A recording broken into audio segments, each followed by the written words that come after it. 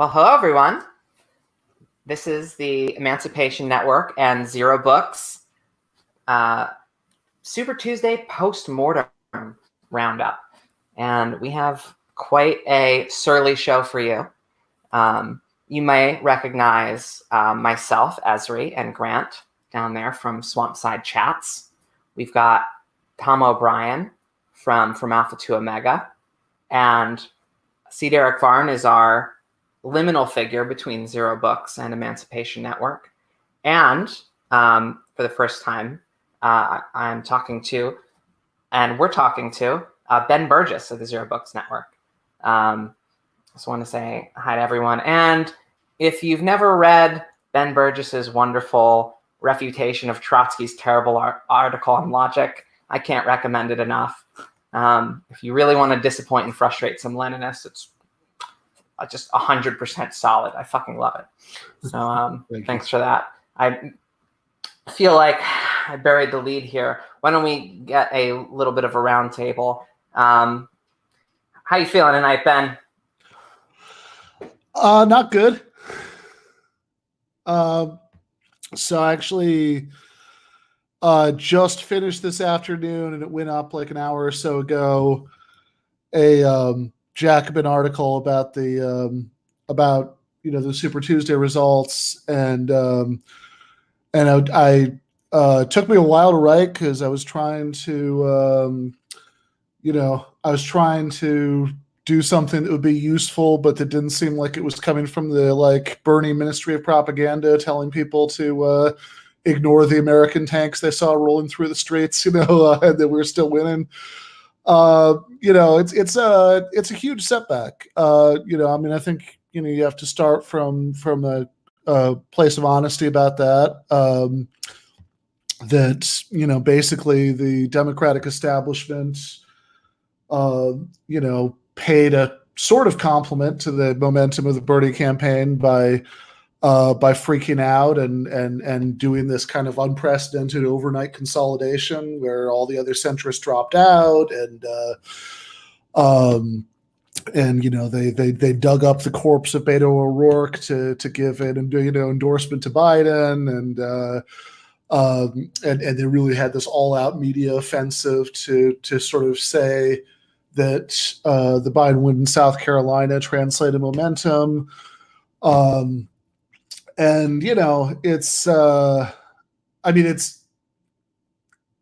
Obviously there's a lot of complaining I want to do. I know it's kind of pointless because getting mad at the mainstream press for having the political position that they do is kind of like getting mad at a spider for building webs. But literally in that period of the last few days, Joe Biden admitted that he lied about getting arrested in South Africa, and nobody covered it. It was like you have to be an obsessive news junkie to know that happened. But anyway, so all this stuff happened, and the point is it worked, right? They definitely won the battle.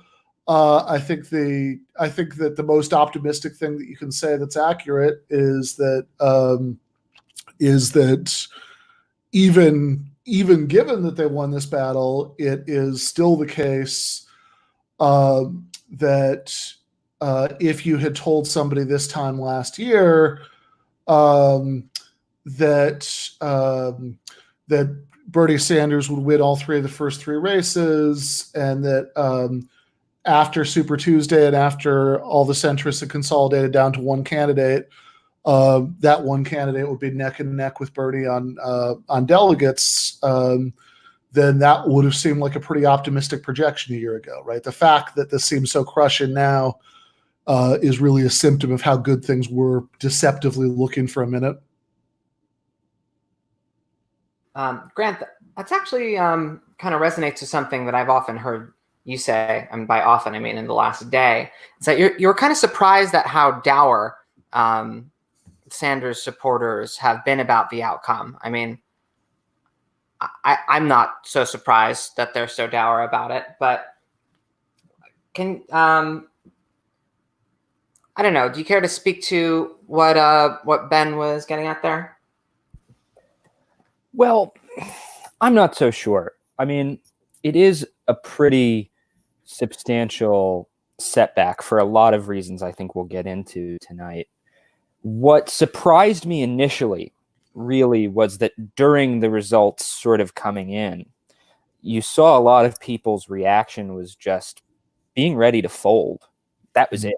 It was that's the end. That's it. And if you're making the case that what's, strong about your candidacy and your campaign is that you've built this massive movement that's going to overturn the existing kind of factional conflicts in the Democratic Party or something like that in order to increase turnout, unify, and beat Trump, well, what kind of massive movement collapses that quickly, at the first kind of major setback? So it seemed telling to me on those grounds. So I guess I did feel like it's premature because I do think Sanders still has a path. A lot of that has to do with the fact that in this competition, regardless of, and I think Michigan will be pretty make it or break it, but I just saw someone talking about that, and I think that's true. But I think that Sanders really, what he can count on is that in this race, every time somebody has gotten up there, Sanders included, but all of them in this race, one of their, and it shows what a clown car the Democratic Party has become, their weaknesses come out. And that's been, and the restlessness, the dissatisfaction of the primary voters. They put somebody up and then they go, oh, we regret this. And so, what's the most fatal thing for a Joe Biden campaign? Joe Biden campaigning, right? So I think now that we've seen how things shook out, I think they're pretty neck and neck. I think Biden might even have the advantage, which is not what I was necessarily expecting. But ultimately, you can count on a Democratic Party politician to be liable to squander any big opportunity they get. And the fact that it's kind of fallen on Biden, to me, less shows the power of the establishment and more shows how degenerated the Democratic Party establishment's remnants really are. Because this is somebody that was supposed to retire after the Obama White House. This is somebody they don't like that much. I mean, and so they're putting him out there as this is this trustworthy, likable candidate. They don't trust him. They don't like him. And he has that connection to Obama, who, though he ended up pretty horizontally integrated, he stole the party away from the Clinton wing. I mean, he's somebody that they don't. Well, he made them relevant, so they like him for that. But there's a tense kind of contradiction there. And so, the thing about Biden that I think people will realize is that he's not Obama's sidekick. He's Obama's Mike Pence. He's the guy that Obama picked to kind of stitch him up with the party because he didn't want to get backstabbed.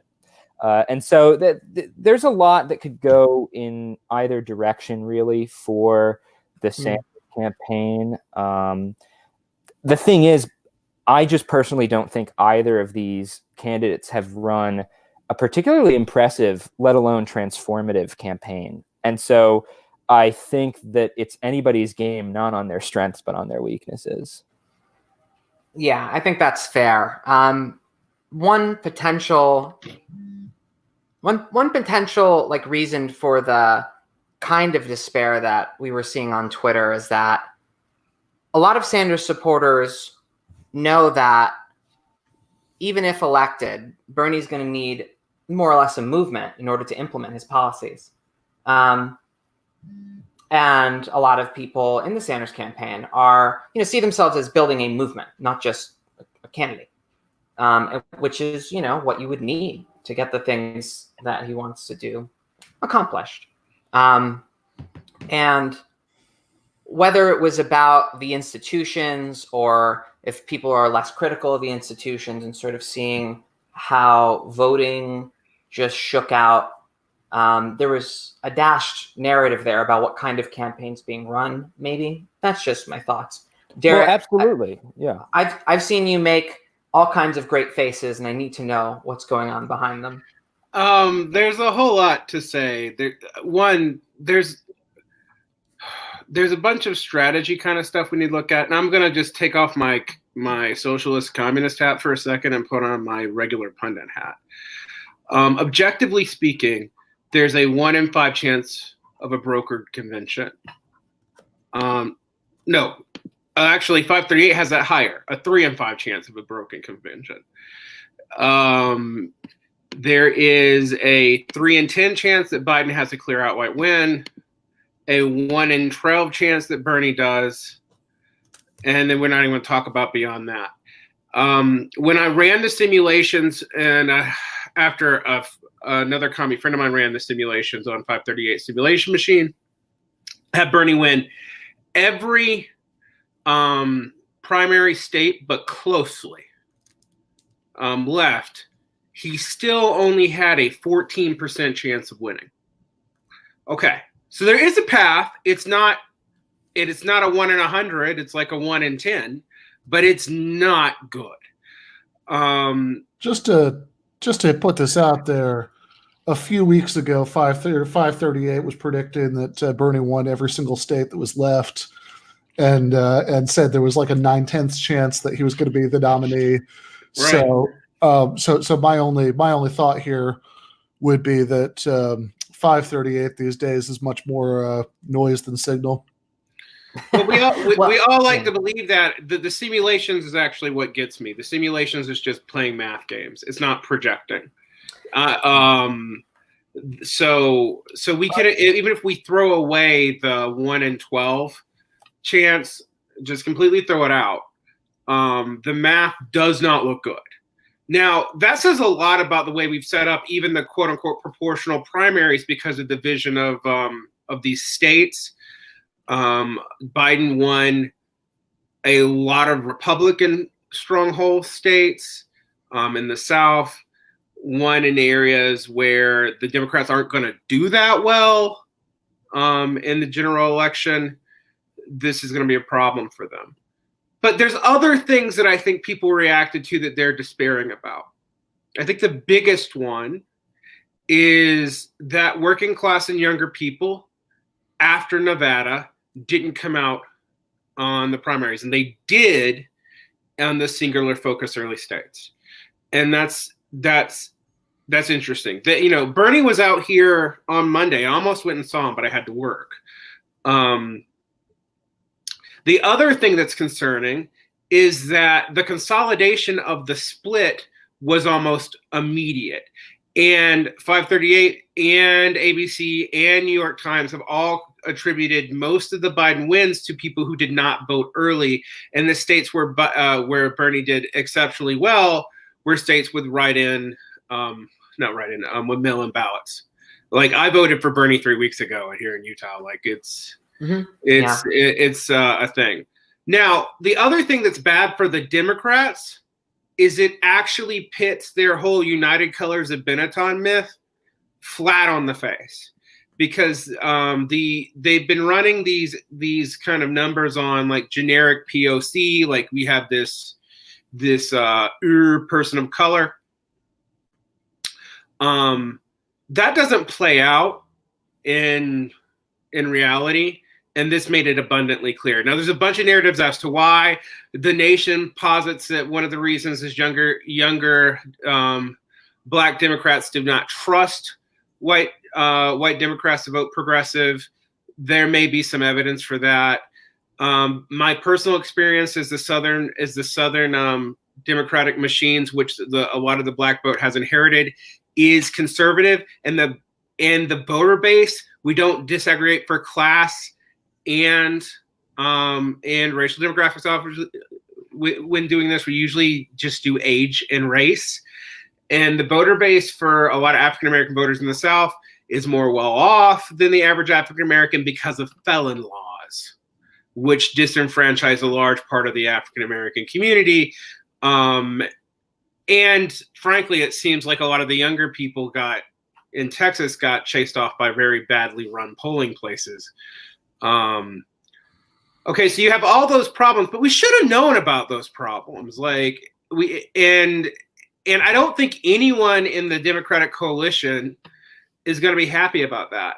The larger thing that kind of scares me is I don't know what levers that the socialist movement really have to pull out to kind of battle this if Bernie can't win, say, Michigan. Like what kind of external to the Democratic have we already given all that up? And that's a big question, like, because we're going to need a social base to push on this. We were going to need that with Sanders, frankly, because even if Sanders was perfectly loyal to us, his political base wouldn't have been. And I'm not sure now what we can do. And that's my opening salvo thoughts. I have way more to say, but I'll be quiet for now. All right. We have another panelist joining us. This is Jake from Swampside Chats that complete out the Swampside Brady Bunch. What's up? What's up? I'm broadcasting here live from the inside of my gas oven. Y'all have about an hour to convince me to take it out, turn it off, and go outside, open a window. What temperature is it at that you've got an hour? Well, it's gas, so I'm just breathing the fumes. Yeah, I think. Let me tell you, the only thing feeling the burn right now is the inside of my lungs. Okay. Feel the burn. All right. Well, we'll hope to do just that, Jake. Jake, I understand that you've been working on the Sanders campaign. Is that right? I mean, kind of. I pay my monthly Bernie tithe. I made some phone calls. I went door knocking once, but didn't go again because I was working every time they were doing it. Okay. So I'm trying to do. Apparently, though, I probably should have made a few more phone calls. But social anxiety, you win again. How does the hey Lexi or Esri, I should say, how does the Swampside Patreon money pan out if Jake does not survive the night? Yeah, let's not go there. This is an estate planning kind of thing, I suppose. All right, I just found a new reason to live. To hold on to this tontine. That's right. It's called reverse psychology. Yeah. Okay. Grant, you did it. Okay. Let's see. We haven't gotten anything from Tom. Tom, what does this mess look like over there in the great country of the United Kingdom, where you have things all figured out? We must look very silly from across the way, don't we? Well, I don't know. All I can say is that when Derek moves in close enough to the camera, he looks like Gorbachev with the with the map of the world on his forehead. It's hard to get it right, Derek. You were looking particularly like Gorbachev there for a while. There we go. A proper copy podcast. There we go. Podcast. It's eerily similar to the December election in the UK.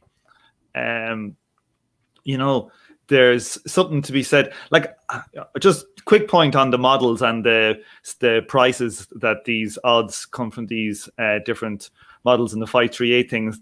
Like, if you watch online betting markets on stuff like, say, tennis or cricket, like the odds literally switch from one way. Like, one is a heavy favorite, and then there's like one wicket is taken, and it just switches completely the other way.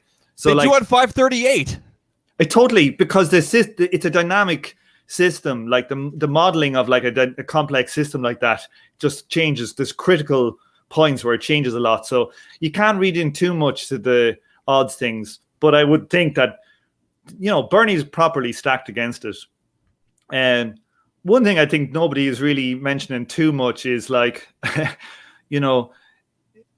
nature of the Red Scare. There was definitely like a Red Scare element played in the UK about Corbyn and older voters. The older voters remember the 70s in the UK, and they remember like growing up with like a Stalinist state not very far away. And I wouldn't underestimate like the effect of that stuff has when Biden said, or when Bernie says revolutionary and socialist a lot. Like, I bet you, like, if we look at the split in the votes between the UK and America. I would not be surprised if you had similar responses to socialism. So I think there is definitely a generational gap there. Let me see. What else was I going to say? Like the establishment are going to do everything. Like they're going to do everything at every stage. Like, and if Bernie was stronger, they would have done more crooked stuff. And I do agree with Grant. Like, I think the Democratic Party is incredibly weak, just like the Labour Party is incredibly weak in the UK. Like the right wing of the Labour Party in England, they'll probably get Keir Starmer in the re-election, in the new election, as the new leader. But like, it's just, that's an indication, like, he's not popular. He won't win anything. Like, the parties are in a complete state of flux, and our movement is only in its infancy. So like, it's depressing when these things occur. But, like, look at the stats on who really likes Bernie. They're all really young. They're very online. Just like Corbyn and all the stuff, it's very online. All these cool memes, cool stuff on the internet. You're on Twitter, you're on Facebook, you see it all, and bang, in December, like, you're thinking, Corbyn's got a chance. I thought he genuinely had a chance, and he gets mauled because the world we are inhibiting, we're probably tremendously online people. And, the Bernie thing I don't think it goes into Facebook. Does it go into Facebook? Like older people in Facebook. I don't think it does. So I just think our movement's in infancy, and we're going to get our asses kicked quite a while. Like, I did not expect Bernie to do it. I think it's much more likely that if you get a candidate through, it's going to be somebody like AOC in another 4 or 8 years, because that party is still weak as shit. It's still weak as hell. If Biden is their man, if Biden is the guy, that just shows you. Yeah, I saw Biden last night claim that he was going to cure cancer. Yeah, I mean, I'll just chime in that I do think definitely. I mean, Biden is a sign of the degeneration of the party. But I have to say, a couple things. One, I think that if Sanders doesn't get the primary, or if he gets the primary and loses in the general, that's it for DSA. I think a lot of chapters close down and they're done. I think that a lot of this millennial socialism stuff really more reflects a general social liberalization that isn't always that political of a thing. It's more, the Cold War's over. You ask people what they think of socialism, and they don't go like, there's some geopolitical antagonism that they feel has stakes. It's interesting. The first time, I mean, if a socialist was had a chance of being in the White House during the Cold War, even a socialist as milquetoast as Sanders, relative to what we would consider, socialism, well, there would be a fucking full out meltdown. And recently, it seemed like that was a real possibility, and it still is a possibility. And that speaks to the fact that it really doesn't matter as much anymore. And so I would say, too, just to go to the youth thing as well, I want to poke at that because it's interesting to me that Sanders' count with the youth went down from 2016 in terms of turnout. And I don't think that really... I guess it's a reduced share within the ongoing youth vote. We were told that the youth vote was going to magically lift this campaign, and then in the general it was going to be this firecracker thing that the youth vote was going to happen. But really, the campaign hasn't been able to break through the kind of basic voting blocks of the Democratic Party, bring new people in, anything really like that. I mean, again, you had. In North Carolina, you had 13% of Tuesday's electorate were young voters, compared to 16% 4 years ago. 57% went for Sanders in 2020 compared to 69% in 2016. You had 7% youth vote in Alabama, 14% in 2016 Alabama. That's a huge difference. Grant, do you think that it could be an issue of like people saw Nevada and went, "Oh, that's it, Bernie's in." Do you think there's any level of complacency like that? It could be. There could be some element like that, but I think what Nevada really shows is that Sanders got up, and this is something I was talking to somebody I'm close with about. I'm stealing an idea here, but Sanders got up, and he was basically the front runner, and yet his faction of the Democratic Party was still blaming everything on the establishment, running really against the other candidates in the primary field still. And the reason that Sanders had this opportunity and that Democratic voters were really willing to try him on in the first place was that they go, oh, maybe he actually can beat Trump. Maybe this is the anti-Trump candidate that we're looking for. And he was front runner for like a week plus, and his rhetoric did not change. I mean, he has this message that has some cut through about the billionaires, but it is the same speech every time. And he got into the front runner position and didn't change a word of it. Okay, that can be very harmful, I would say. And so that, to me, if anything, is what Nevada means, is that you saw this campaign wasn't willing to be flexible. You know, there's a certain turtle shell protection that Bernie's rhetoric provided until then, but by still focusing on the establishment, I mean, I think that's what really creates so much cognitive. I think that's. Let me just finish one sec. I think that's what creates so much cognitive dissonance. Is that what happened here wasn't actually the establishment killed Sanders. I mean, I think that the voters did. I think it's the primary voters that said no. Yeah, Democrats suck ass. I think that's the one thing we all knew going into this. Like, the Democrats are... That was always the main problem. The main problem of him running the Democratic Party is he has to win the votes of fucking Democrats. Grant, I'm a little confused. I think they were open to him. I think they were open to him. Yeah, I'm a little confused. You kept saying what Nevada shows, what happened in Nevada, and then talking about the disadvantages or fumbles of the Sanders campaign. Do you mean South Carolina? I mean Nevada. I mean that once he entered that state where he won by double digits, primarily with working class Latino votes. That's what I'm saying. Exactly. He won so strongly, and the campaign did not pivot at all. There was this emphasis on Warren from everybody. Warren's got to drop out. An ascendant movement does not need to beg. Hold on. The emphasis on from who on Warren? From the Sanders supporters. From 10 people whose Twitter accounts you follow, or from somebody who matters? Oh, I don't follow these people. I just am forced to see them because of other people's likes. But what I will say is that... Okay, from 10 people you follow, or from somebody who matters. My point is that I think there's no denying that a lot of the Sanders campaign has focused on Warren is splitting the progressive vote. I deny it. Regardless. In fact, Biden has not been the focus. I assert that it's utter nonsense on stilts. You're welcome to. I think people who are listening will have seen for themselves that there was a lot of split about Warren and emphasis on Warren. I mean, Bernie was very nice to Warren. I mean, it was his like followers on Twitter who were shitty.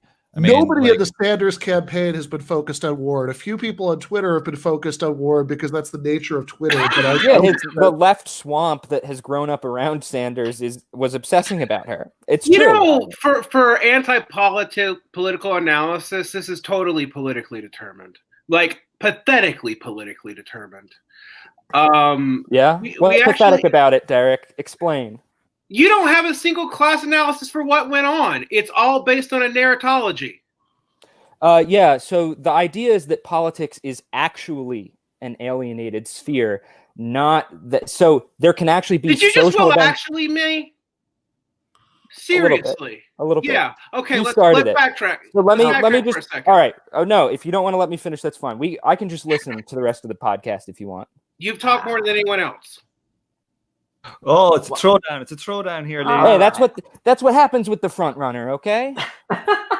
Well, let me pivot a little bit. Grant, I understand what you're saying and that maybe there was like a failure within the campaign, but one of the things that you really get from looking at the polls is that the party structure, no, it's not even so much the structure, it's the party establishment, able to do like a big pivot at the right moment. They all lined up behind a candidate within a number of days. And just look at those polls, baby. Now, this is all within the political sphere. This is a political explanation. And I'm, not really venturing much beyond that. But like, you had a classic, the establishment has their backs up against the wall. They've been divided. They're about to be conquered. They know where their bread's buttered. They consolidate behind a candidate, even if he can barely, quote the Declaration of Independence or the Constitution.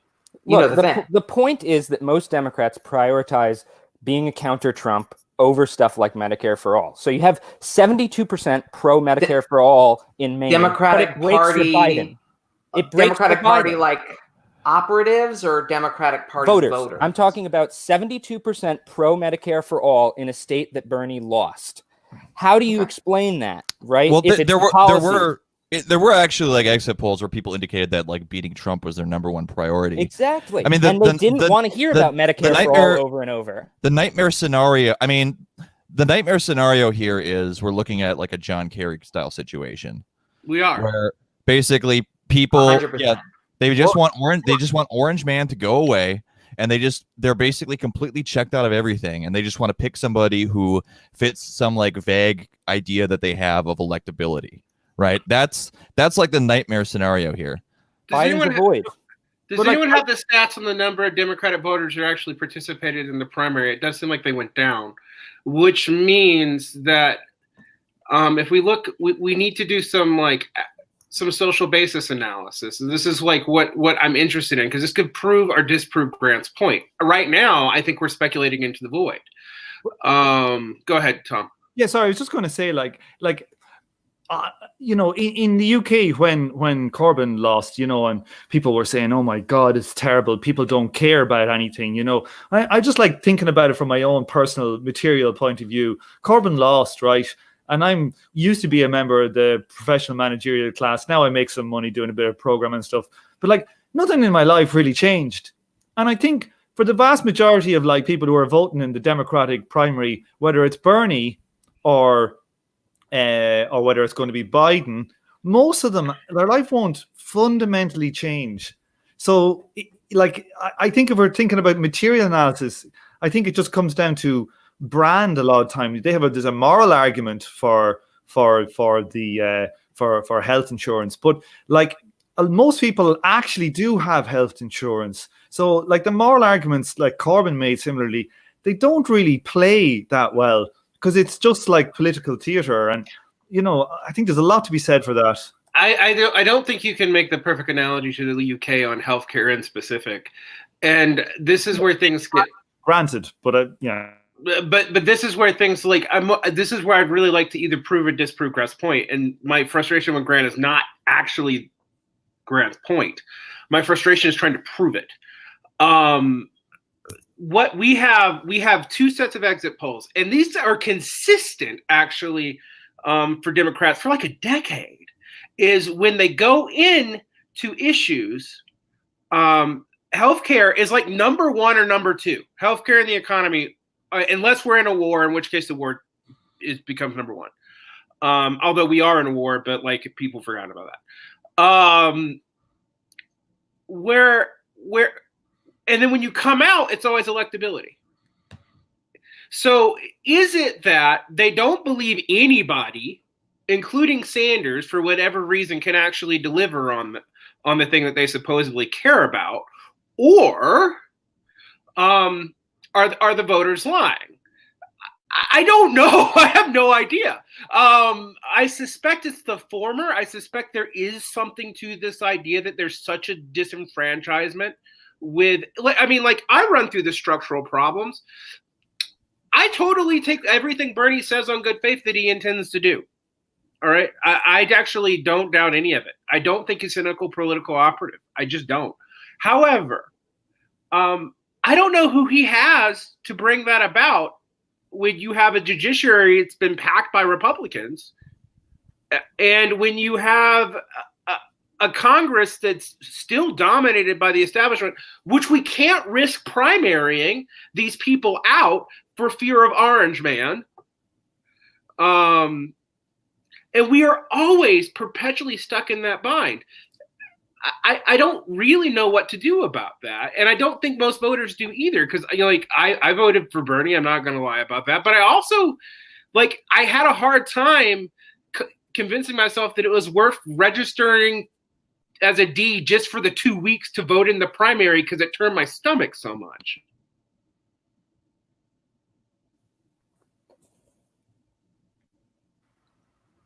I just like to say I like Jake's picture.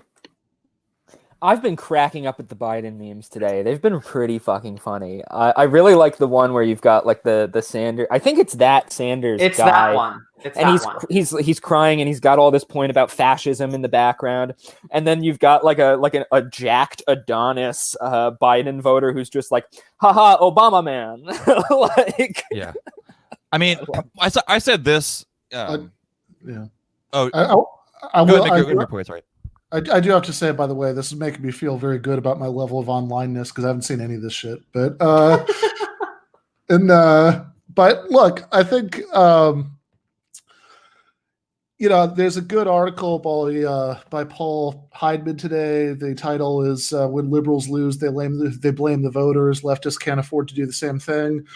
And part of what Heidman is arguing is that I think he assumes that that people really do care about healthcare as much as they say they do and all that, but that part of the problem is that Sanders has to do a couple things at the same time.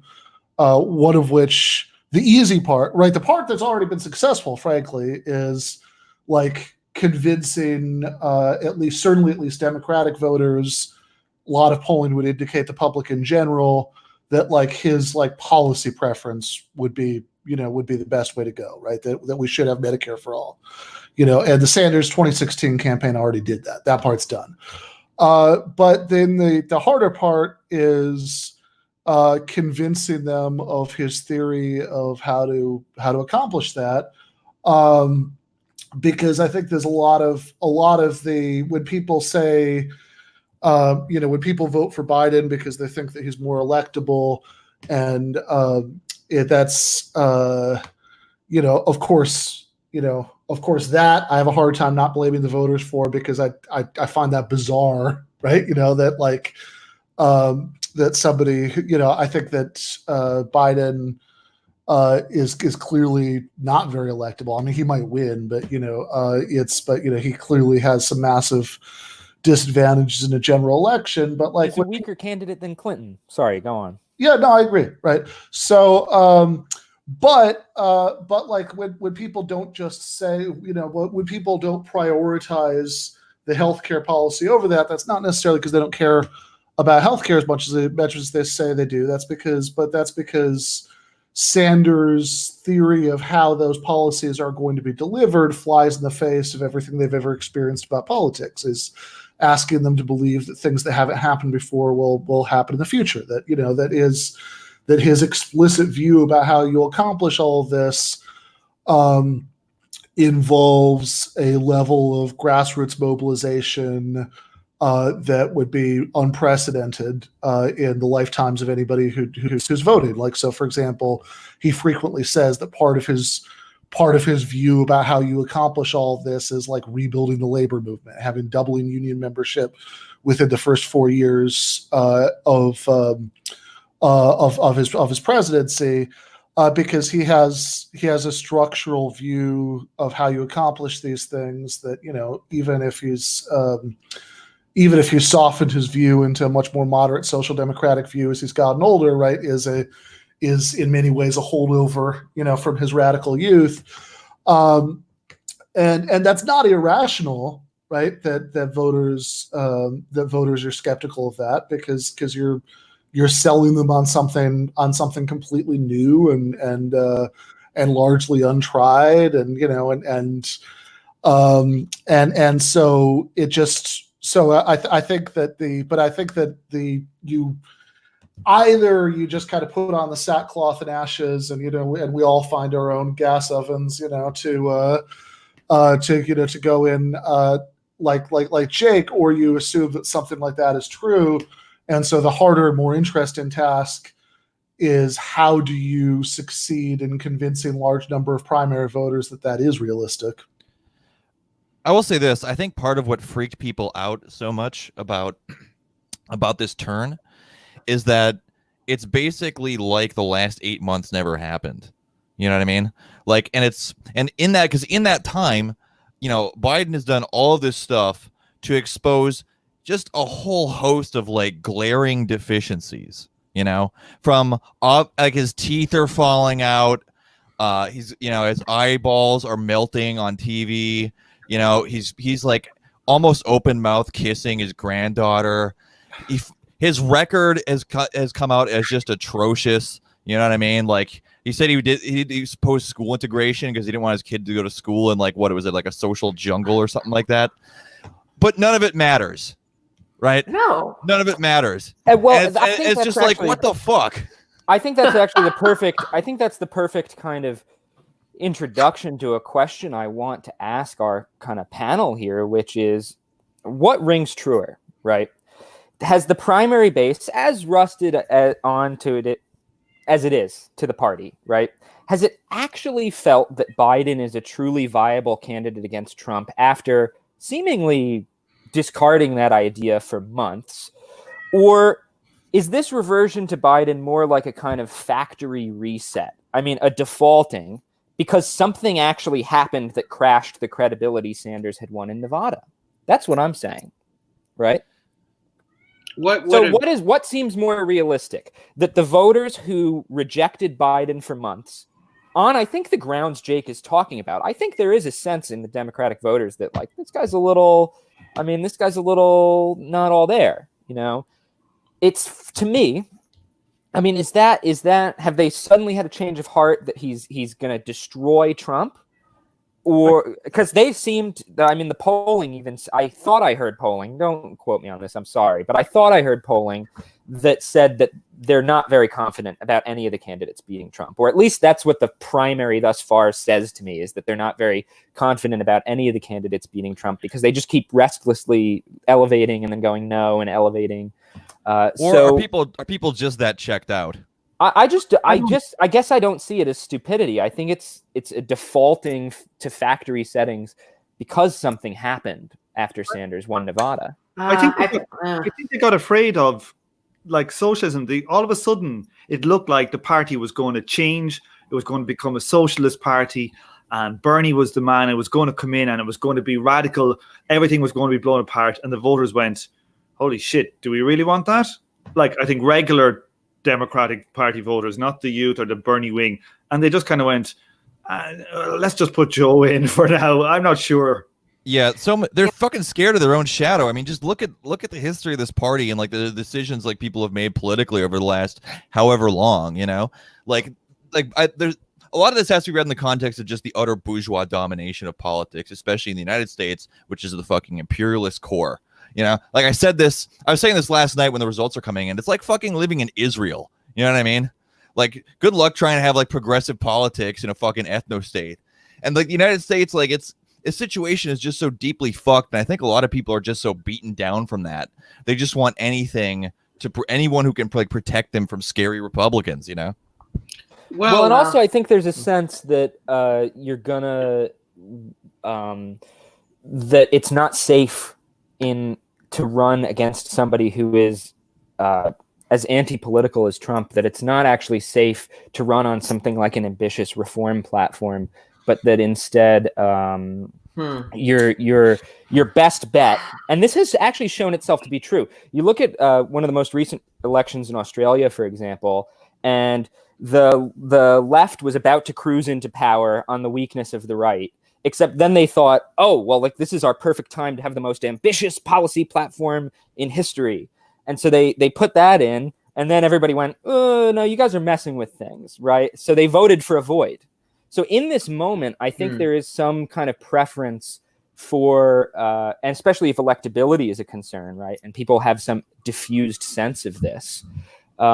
there's a preference for Biden based on just a sense of That just sounds like conservatism to me. Yeah, it does. I think it's different. Yeah, I think it is a different trend. But go on. I'm sorry. I'm not sure about that. Like, let's see. Yes, you do have people that look at voting for Biden as the safe anti-Trump candidate, which is incredible. And I do think that some people think this basically because of what Sanders represents, and they feel, as you do, that putting forward a bold social reform program is, a scary chance that they don't want to take. However, this bold social reform program and this, gestures towards a sort of, democratic political revolution is intrinsic to Sanders' anti-political appeal. He's actually like a, programmatist, and to put it in like critical theory terms, that like his promise to, take on the billionaire class and put in a bunch of social programs and taxes and that sort of thing that are going to like sap their influence in politics and society is intrinsic to his anti-political appeal. Like, and so I have like 3 or 4 points. So go for it. I've been quiet. To think about Bernie's as a void, are the ambitions of Bernie. I think that's true for a section of the electorate that is aligned to the Democratic Party, because they are afraid that a major shakeup will damage things. I'm also, frankly, not convinced that they want to win. And do you mean the Democrats or the Democratic voters? I just want to clarify. The Democrats. Oh, they don't want to win. I'm not convinced they want to win, because it's not in their. It's not actually in their. Trump is good for fundraising. Right. It's not in their fundraisers' interest to win, frankly. Yeah, I think a lot of us are on the same page there. The harder question is with are Democratic voters thinking that way? Yeah, I don't. With Democratic voters, I've been thinking about Grant's question, and I think that the answer that seems most plausible to me is that there were a lot of people. The race was in enough flux that there were a lot of people who were really just up for grabs before Tuesday. Right? It's not that they'd firmly rejected Biden on electability grounds. It's that they just weren't sure whether Biden or, one of the other centrists or, maybe even Bernie, was the most electable. And that, I do think that it speaks in a certain sense to the power of the Democratic establishment, because I think what the establishment was able to pull off was, by making a sufficiently coordinated, sufficiently noisy, sufficiently sort of, I think it had at least the superficial appearance of, look at how well this is being managed, we must know what we're doing. Then I think that sent this very strong electability signal about Biden right at the last minute, where it could do a lot of good. I think a lot of people who are maybe not political junkies, don't follow this stuff all the time, but who are used to getting sort of certain sorts of vague signals about stuff like, okay, who's the serious candidate, who could really win. Once they see everyone and everything suddenly line up behind this guy, they think, oh, okay, well, maybe this is the guy who can win. I'm curious what some of Derek's other points were. I am too. Sorry, I didn't want to totally derail you. That's okay. One of the other things that we have to look at with Democratic voters is the subcast of who actually votes in primaries. One of the problems with that is there isn't a lot of good data on class stuff, but it's not even usually 20% of registered party members, because party members doesn't mean much in the United States. When you look at that and you look at the polling of independent electorates, which theoretically would where Sanders would want to win, you actually have a structural problem that's going to always give Democrats an electability issue. Because while strongly identified Republicans are actually rarer than Democrats, neither is a majority of the population. And I think it's 33% of the population formally registers as Democrats so they can vote in a primary in the states that require it. And something like 31% register as Republicans. And that percentage register as Democrats actually went down during the period from 2016 to 2020. Which makes me wonder, like, if this is a structural problem, but why, like, and it doesn't plague the right in the same way.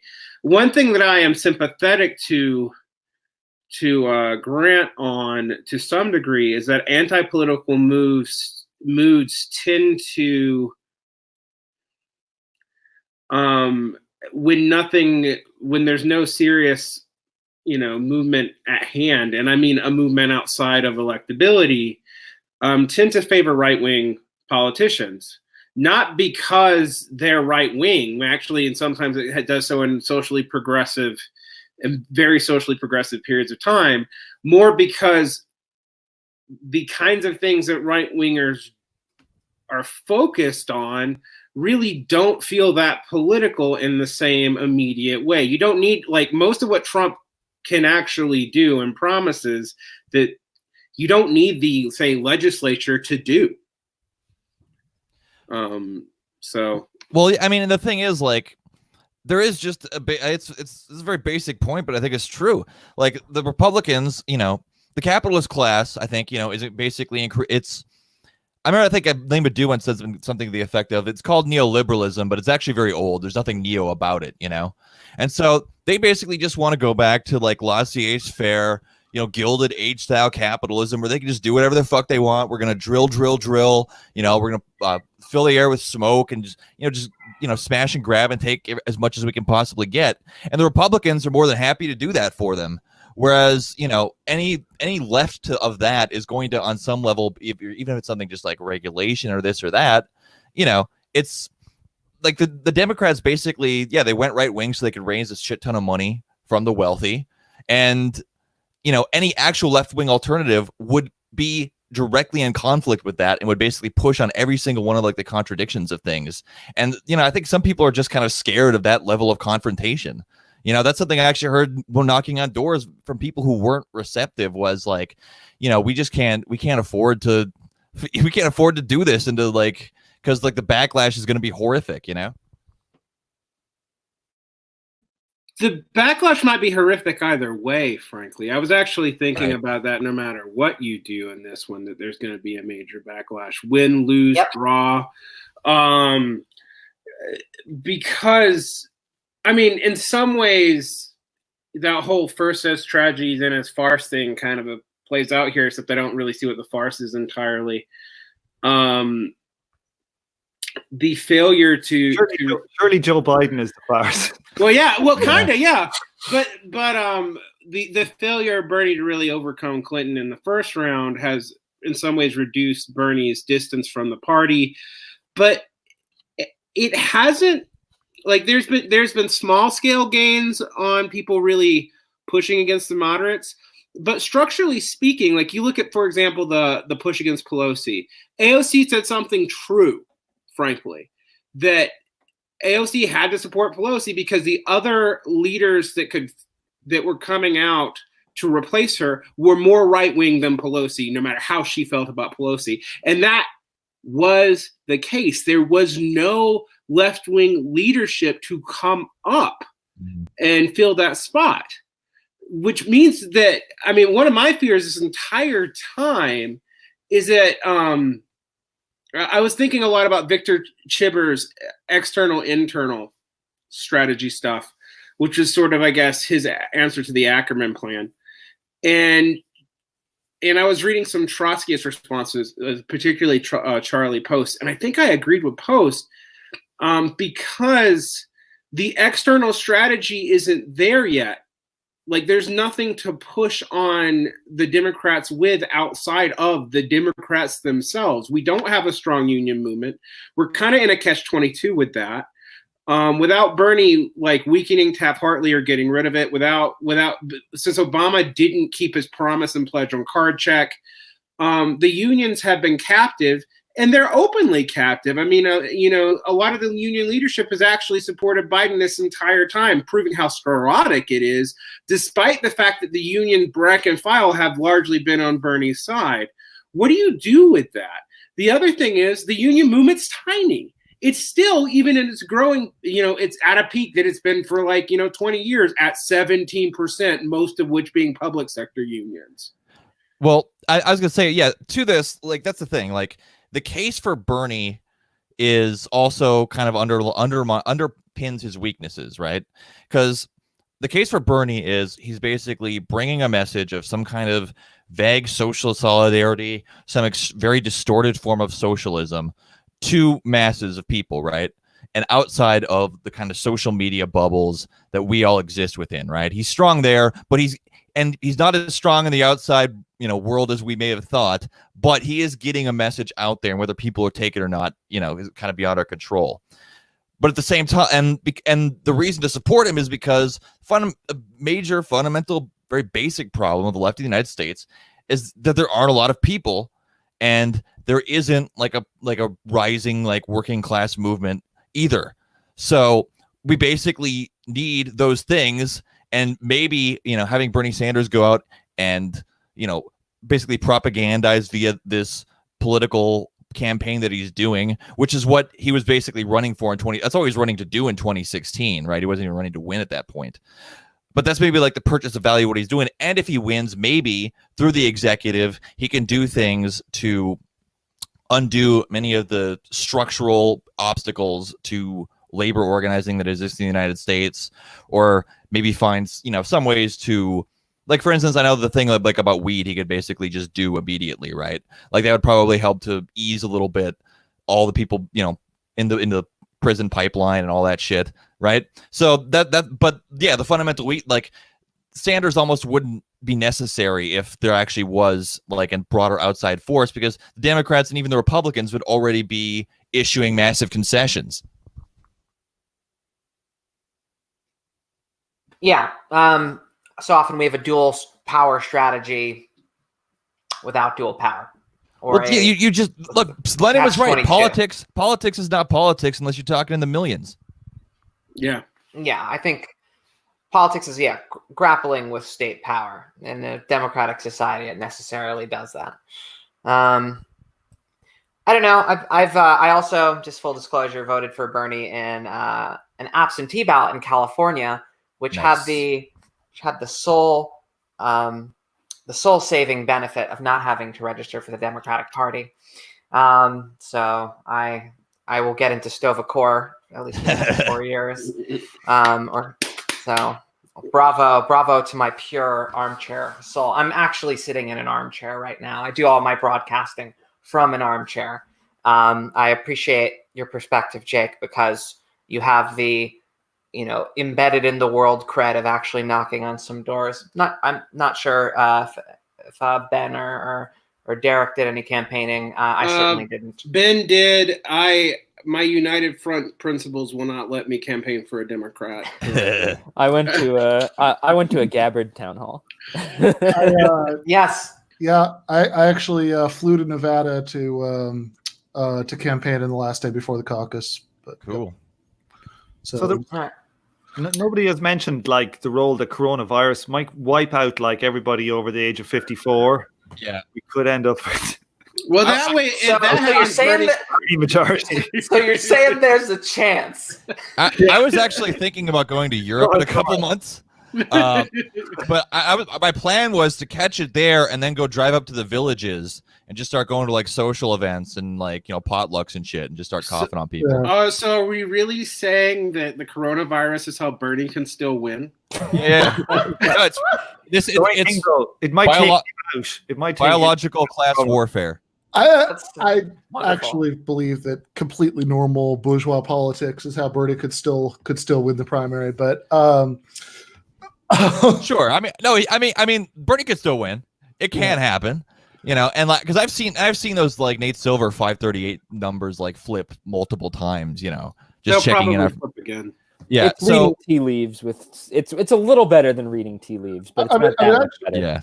mean, I actually think part of the problem, and when you see a lot of, well, especially some of the very online Bernie supporters who were often people on the far left of the Bernie movement, kind of stick their heads into their metaphorical gas ovens last night. I think part of what's going on there might be just that it's a symptom of it's like yet another symptom of the left's long exile from real politics, that it's been so long since even social democrats have been anywhere near the levers of real power, that I think that it makes it hard for people to find their zen about this stuff, because once you do actually get this little hint or glimmer, that you might actually,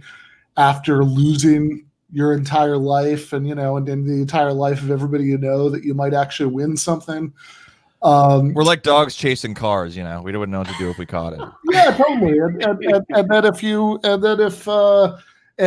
then if like the glimmer gets a little bit fainter, then you freak out, because you're on this emotional roller coaster.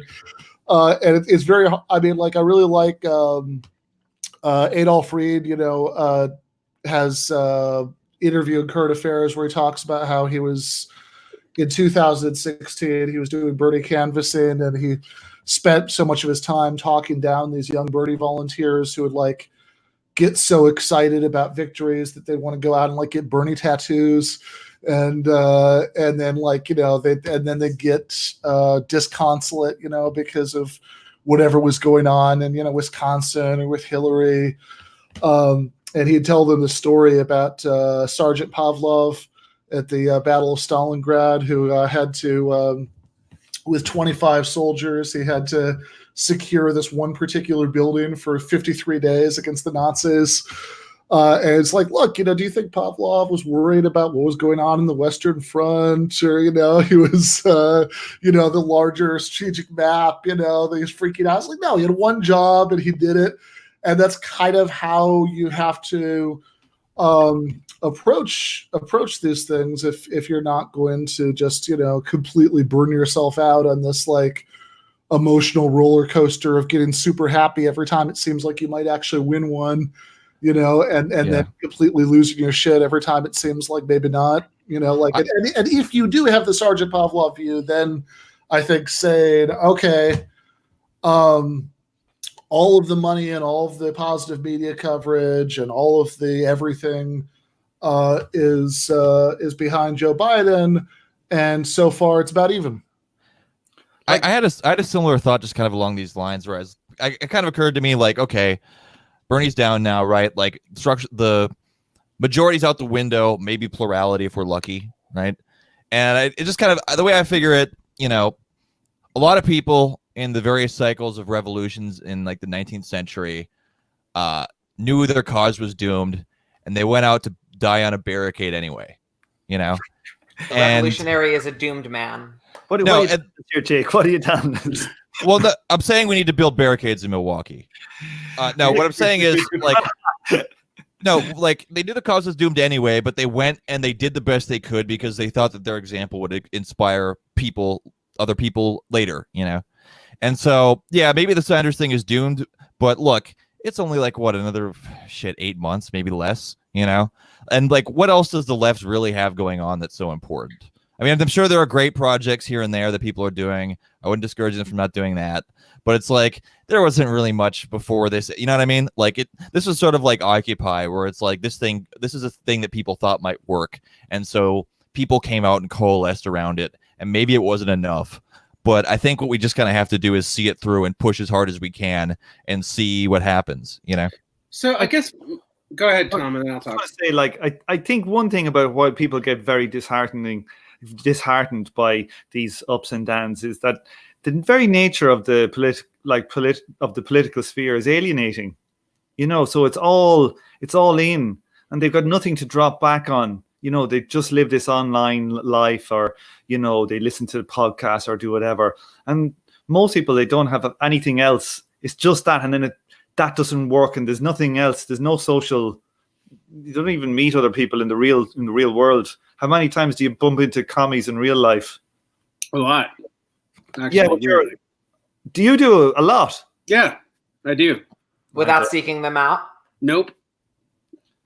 It does happen to me more often than I would expect, though. I'll say that. Yeah, I mean, I totally agreed with that years ago. That like I could go like I don't know, like 5 years and not meet a commie in person. Now that's just not true. Now the kinds of commies I meet, I'm not gonna lie, I don't love.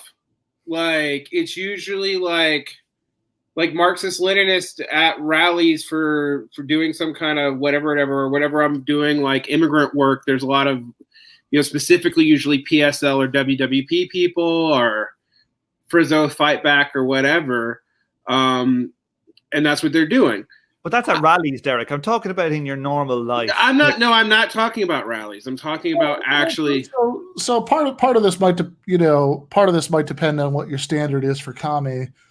But certainly if you just mean like a member of a socialist organization, then I think that it's actually I was talking to Derek about this last time I had a podcast conversation with him, that like if nothing else, like it is really strikingly different, right? Like I remember doing this stuff in the late 90s, right? That's how old I am. So and like in back then, right? Or for that matter in 2010, right? If I met someone, if I saw somebody at a coffee shop or something who there was some indication they were a member of the same socialist organization that I was, right? There's a newspaper in front of them or something, you'd absolutely go up to them and start a conversation, right? Like I walk around all the time. I mean, like not all the time, but like it's not abnormal or or like strange anymore to like, go to the coffee shop and see somebody with like a computer with a DSA sticker on it. And I wouldn't introduce myself to them because that'd be like weird and socially awkward, right? Be like having starting a conversation with somebody because like, they had a Michigan State, football thing on or something, right? Like, be like, no, that's not enough in common, right? Keep walking. But it did used to be. It wasn't that long ago that in the United States, if you're like a commie or a socialist, you could strike up and you're like, are you a socialist? Or you might not even say it. You might say some charged things and look at each other. Like it wasn't that long. Yeah, or even an anarchist, man. Like like somebody tangentially related. But yeah. Yeah, it was, that was like enough in common. And now it is, oh, whatever. I mean, yeah, I like radio. I mean, it's in a way, though, I mean, it's kind of a indicator, too, of how progressive politics can become almost a professional managerial class litmus test, in the sense that there's a kind of self-isolation or I don't know that this is all. I don't know that this is all like the socialism has gripped the masses necessarily. No. We're not really talking about the masses here at all. No one said that. We're talking about the coffee shop, exactly, because this is the example that we're giving. We're talking about the coffee shop. Yes. Yeah. No. The only place where I've met socialists without seeking them out now is because I'm queer. If I'll go to like a queer thing, like there's, you'll get someone that brings up communism at the table that isn't me, and I'm like, this is nice, Yeah. Shit, I never lost my train of thought. I don't know. I'm in a teachers union and I meet socialists in it all the time. So, teachers union close to state and civil infrastructure. Teachers are scum. You're cops. Yeah. I just gotta ask, what is that bottle, Tom? What is that bottle? What is that? I don't actually think that. Glue. I'm sniffing some glue here. No, I mean, I actually do think teachers are labor aristocracy, but but that's neither here nor there. I will. You're not a Maoist. You're not no, I what I mean by that is just that we are protected from scabbing, so our strikes are easier. And we also are cartelled legally. So we have certain protections other people don't have, but that's not here nor there. My thing is not even the socialist stuff right now. If you talk to people, there is a frustration with politics that's endemic, and it's across classes. But how it manifests seems very, very different. You know, I do know a lot of working class people who are those weirdo people you always hear that you didn't think existed, who were Obama voters and Trump voters. I've met them. Those are my parents. Right. I mean, it's a thing. So if we go back to Chibber's external, internal stuff, the only way to get those people is an external strategy. Pure politics will not work. But we are hampered in our external strategies until we have some political victories. That was my logic for supporting Bernie, because I'm going to be honest with you. I have no hope for effective social democracy. None. Oh, yeah. None. The last 50 years have been a shit show worldwide. So, like... Right, I mean, what did putting Syriza in Greece do? I mean, you can get left people, especially with the void that we have now, you can get left parties into power and look at what happens. Well, I mean, in the United States does have a better advantage, but the problem is, you know, we like to coup people who try and do that sort of thing. So yeah, I mean, I think Syriza is probably the weakest, least interesting possible example, which also makes it fascinating to me that it's the one that leftists always bring up, because you're talking about the Workers' Party in Brazil not being able to perceive that they were going to be right-wing couped because they did not have the social base to protect themselves against it. On the other hand, the Workers' Party in Brazil is also an example of extremely effective social democracy. You know, I mean, you know, we are talking. They need to reform its legal system. Like, okay, so I guess lifting tens of millions of people out of poverty doesn't count.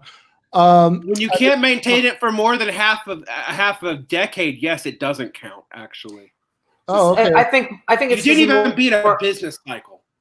I mean, you know, also within the last 50 years, you got Medicare for all in Canada, so I think that's not a nothing. Which has been weakened by its judiciary several times. I can go on because I actually study this stuff, and so do you. Yeah, I'm sure you can, but any of the going on isn't going to touch the fundamental point. Which is that there's nothing about the last 50 years that makes social democratic victories impossible or unimportant. They have the fact that there are always going to be layers of ambiguity. You know, isn't going to be relevant to that. What about the fact that they actually tend to neoliberalize their economies more than their right-wing counterparts do, historically speaking, under the pressure of those right-wing counterparts, which do not happen to the right wing? And they're like, you can read Naomi Klein's book on this. She was trying to argue the opposite point, and she spells out the case for me. Like, I don't buy this whole idea that we can just reform ourselves into this. The only thing we can do is buy time. Into even a moderate milquetoast social democracy. Well, it seems too like the narrative you hear on the left, just to chime in with what Derek's saying, is, oh, we're gonna put in social democracy, and then the workers are gonna be comfortable enough to organize for something better than it. Well, okay, you had the left in power for more than a decade in Venezuela, and this is the far left as far as bourgeois politics goes. We've had plenty of this kind of shit, and it hasn't created the social basis. Notice when Maduro started falling apart, there was no social basis for a further left opposition to rise up. It was going to be the US or the Chavistas, you know? And that's after how many years of the comfort and security that social democracy is supposed to bring us, so now the workers can all be organized properly by the left. I mean, the theory has not, by these metrics too, lifting millions out of poverty, China is this superb socialist society, and we know that's not true either. Well, I think it would depend. Well, first of all, there's an obvious equivocation there. It depends how you're talking about lifting them out of poverty. Are you just talking about the side effects of industrialization, or are you talking about particular social policies? That's a difference. That's a good point. I would agree with that. Point. Yes. Secondly, when you talk about comfort and security, it sounds like you're quoting somebody. I wish I knew who. Okay. Then third, I would say that it's really important that if we're going to have a rational discussion about this, it could be a comparative discussion, right? So, in other words, if I think Syriza means less than nothing in terms of social democracy. I think a powerless peripheral country with no negotiating power whatsoever being rolled over and pulverized into submission in negotiations means about as much in terms of the possibilities of social democracy as, I don't know, the defeat of the Bavarian Soviet Republic in 1923 says about revolutionary socialism. It says a lot, actually. Really? Yeah, both things do. I think it says a lot too. I'd like to kind of bring in the economic dimension of this. I think so-called like globalization theorists from, around the 2000s, what have you, have actually a pretty convincing explanation for what happens to national horizon kind of socialist regimes, whether they're, Leninist type regimes or they're just, social democratic capitalism, is the way that integration, economic integration has accelerated. And it's made the kind of autarky that you need to do a national, socialist kind of management scheme very difficult to strategically keep in place. You have much more advanced like coordination between international industry, international capitalist class. You have better infrastructure. It points to the need for a movement that spills outside of national boundaries. And of course, when we're talking about politics, it's Democratic Socialists of America, and that means the United States of America or whatever. Like, it's hard to come up with something that has like electoral horizons that is going to bother to coordinate beyond your individual country. Let me give Ben a fair point, though. If you had like a Nordic country set of policies, which I don't think are that radical, in the United States, if they happen in the United States, it is far more radical than if it is outside of the U.S. However, it's going to look like Amtrak.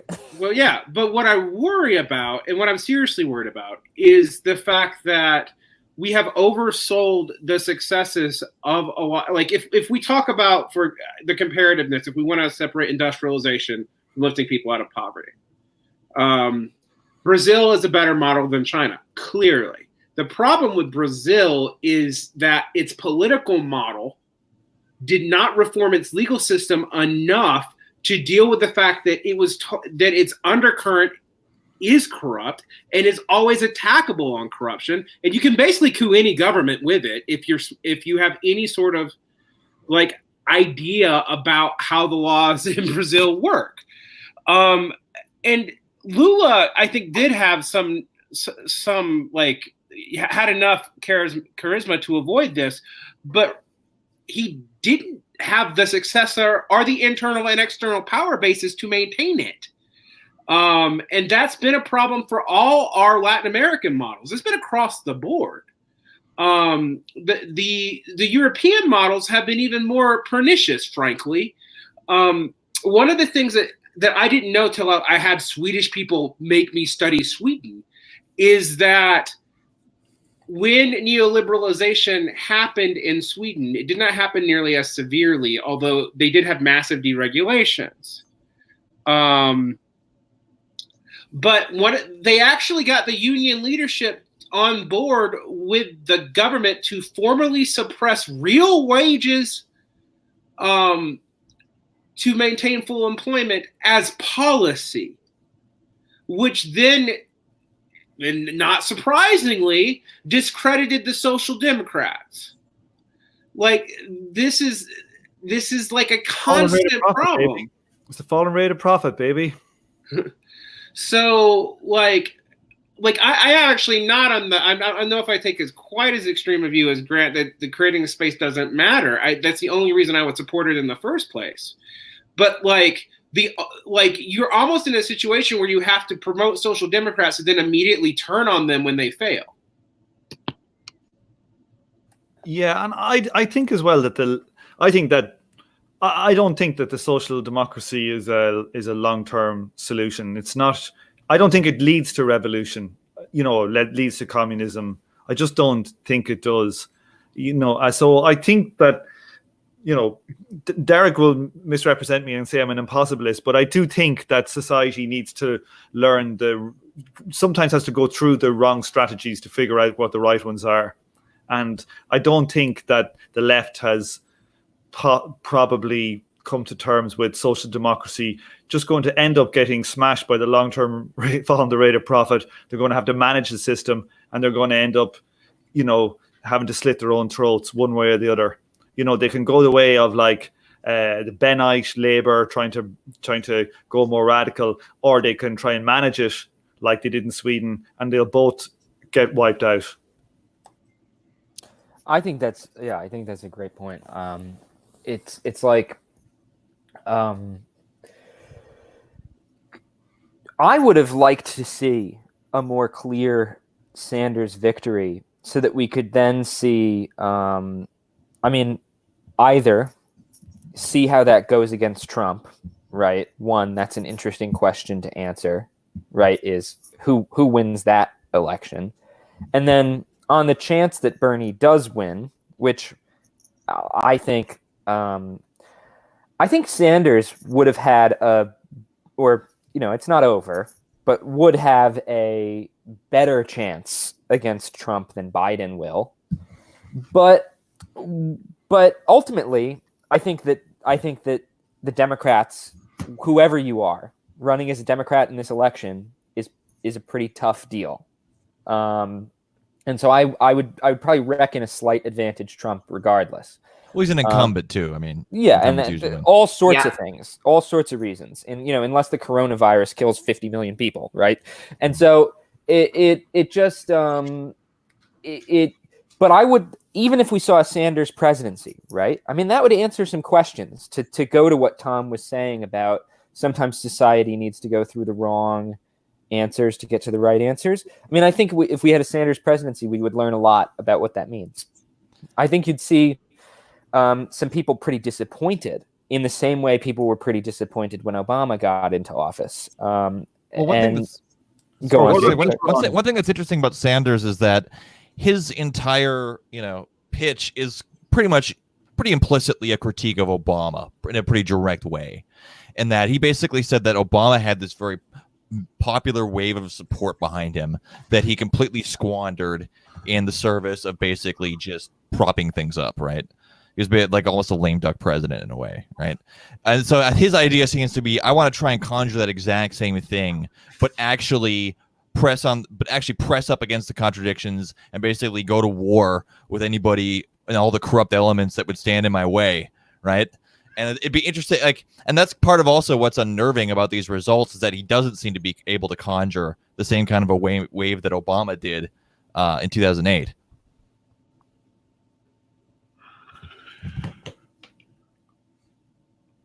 Yeah. Sorry about that. I think when we're talking about Sanders, I think it's hard to describe why. Because I think in a lot of normal election cycles, I think against maybe a generic Republican, we would have seen Sanders have more durability, I think, than we're seeing.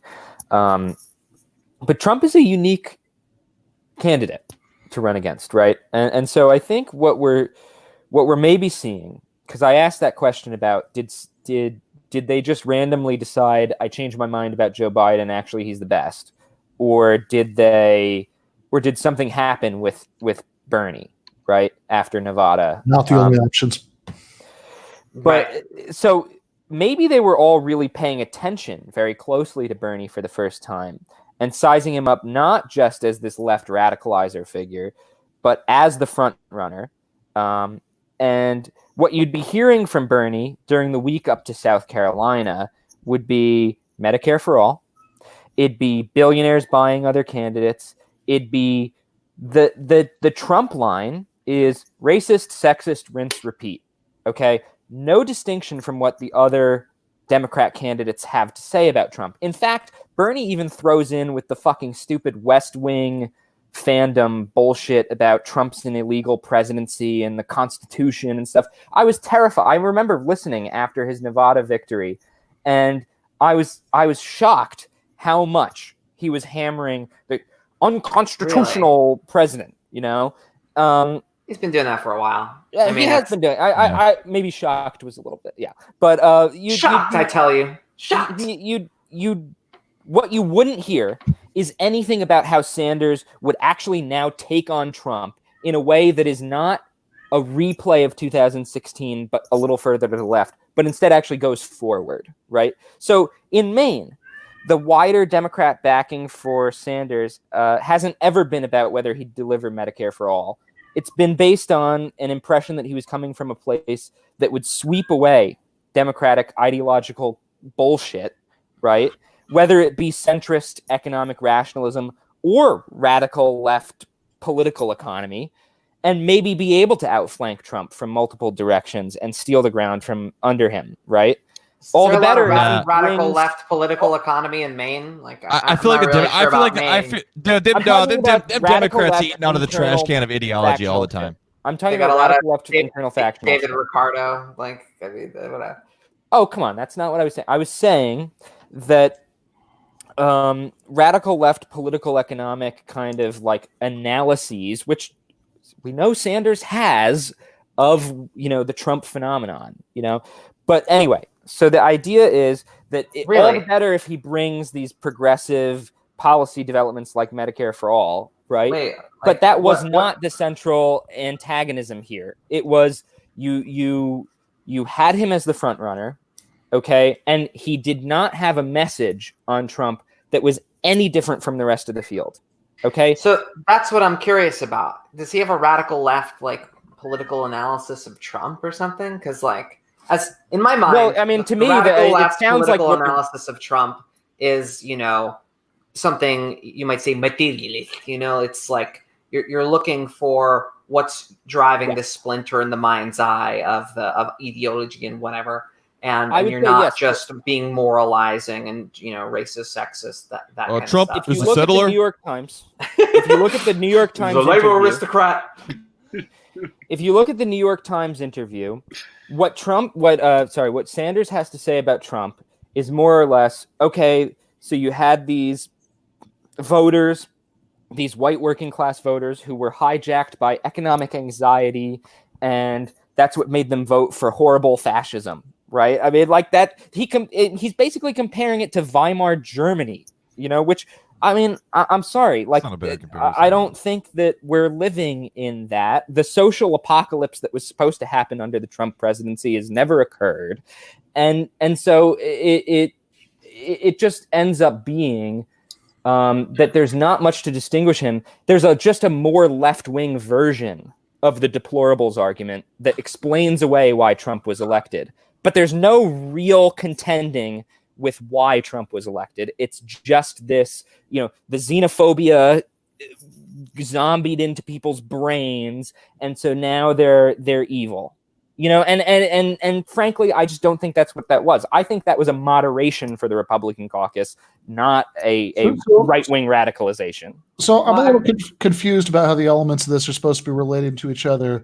Is your claim that the reason that the thing that primary voters saw about Bernie that led them to reevaluate and go to Biden was that they saw in that he wouldn't have a strong enough that they saw that his analysis of Trump wasn't different from the other candidates?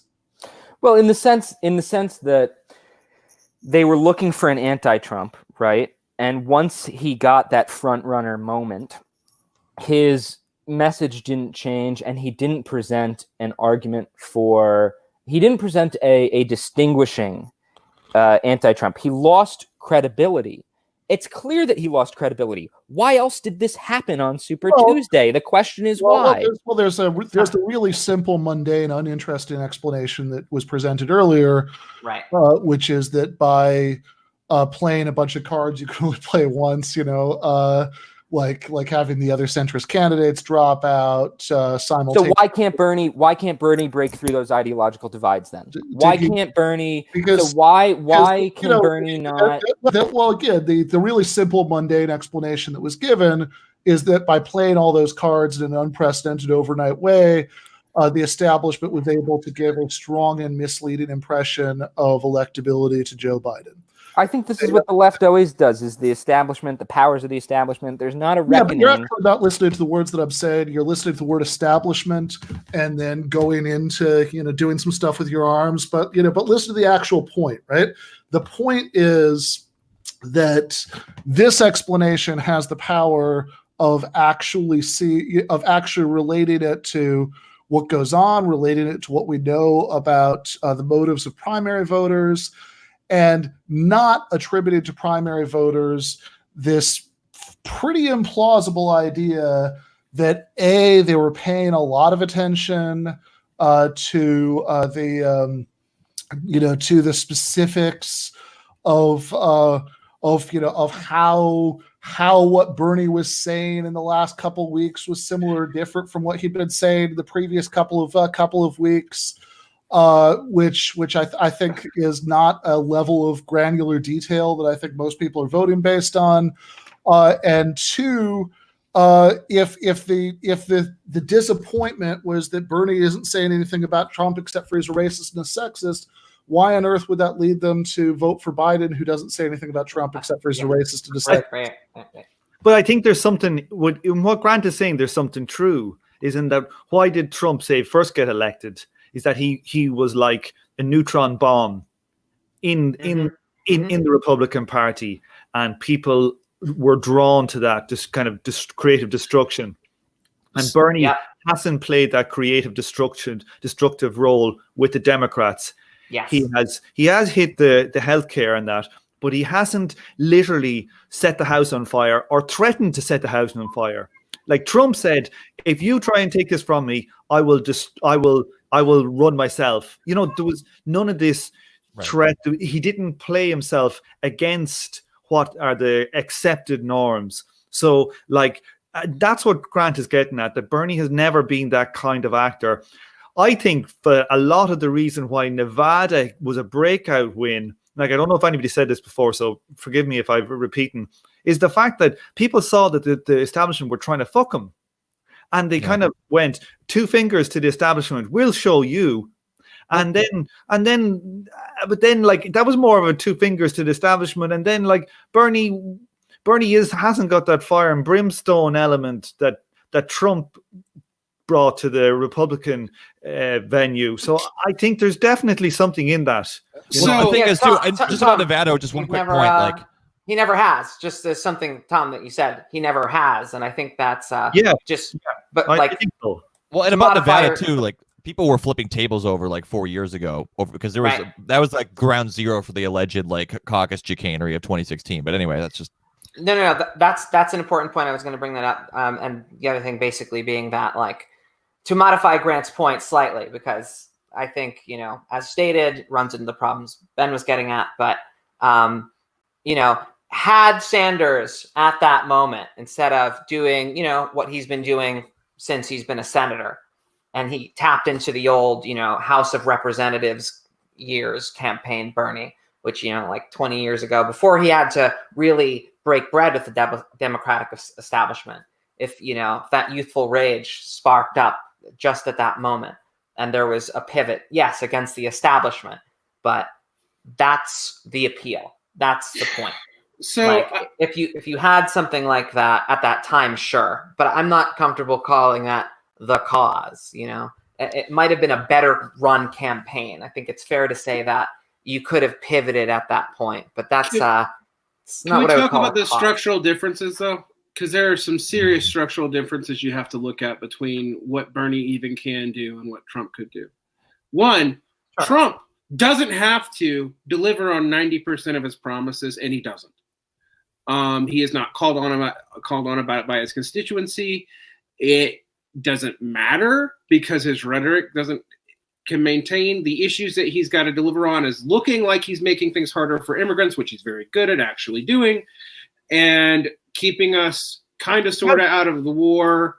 He has delivered on the things. I think he's kind of delivered, except on trade. He's delivered on his immigration bullshit. He's delivered on not going into new wars and trying to draw down troops in places. So he's kind of delivered, you know.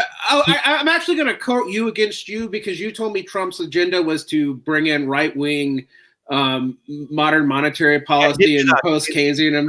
Yeah, no, his economic stuff he rolled back. But on a lot of his things, he did bring him through. Right, but the stuff that you don't actually have to challenge your party on, right? All the stuff that he could bring through is stuff that he could structurally deliver from the executive branch. Packing the courts, he can do. Making immigration shittier, he can do. He doesn't need Congress to do it.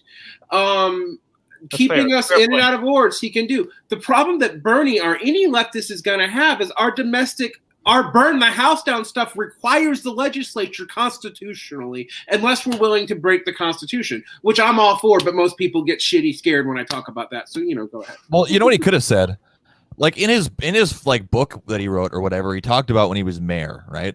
And when he was mayor in the White House. Yeah, when he was mayor, he basically won. He was the only person in this small Vermont party he was trying to create, right? And the people in the city council were Democrats and Republicans. They colluded to fuck him over. So he just basically gave up on that and just spent the in-between time going around to different like community groups and activist groups and people like that and just having roundtables with the mayor with those people week after week after week till he built up a base of outside support. And then he just flooded the city council with his own people. And then he was able to do sewer socialism in Reagan's America in the 80s, right? So if he basically said, I just want to do that as president. Yeah. I'm going to be a lame duck president the first 2 years, but then I'm just going to bring in this congressional strategy to put in my own people, and then we're just going to rule the roost. Like he could have said that, but I don't know if he's even really thinking that far out ahead. No, I think definitely he could say all that stuff, and he could actually say, we're not going to get it done the first time, but we're going to make a fucking show of all these right-wing Democrats. When we get in there, we'll see who's going to vote for healthcare. And he could have done that, and if he had attacked... he says stuff like that all the time. He doesn't really, he does that. I mean, he actually is pretty good on this stuff. I agree with Jake. Yeah. But Ben, maybe he does say it, but it's not the dominant message that I get. This is exactly what was missing. I watch loads of stuff. Now, whether he says it once or twice, it's not his dominant message. Now, to be fair, the thing is, there is actually another kind of like, maybe not a structural problem, but there is an ideological problem. Because it's like, you have to like fit into, they were hitting him over with all this intersectionality bullshit, and all like the stuff that you can get away with like in the Republican Party and the stuff that you can get away with in running as a Democrat. It's like a completely different game almost. You know what I mean? Like I understand, like even like they tried to give him shit about saying like, using this kind of like economic determinist narrative in like the interview with the New York Times where he was like, Trump's playing the blame game, and when times are tough, that activates old resentments or whatever. He's a Democrat, right? And even people were like, well, that's he's basically a white workerist just for saying that, like it's. They're going to nominate Biden. They're going to nominate Mr. Touchy Guy. Right. No, like Bernie running as a Democrat, I mean, maybe it's possible that he could just go full on Trump. But the thing is, like, Trump was basically had nothing to lose. Like when Trump was playing his entire thing. He had a heart attack.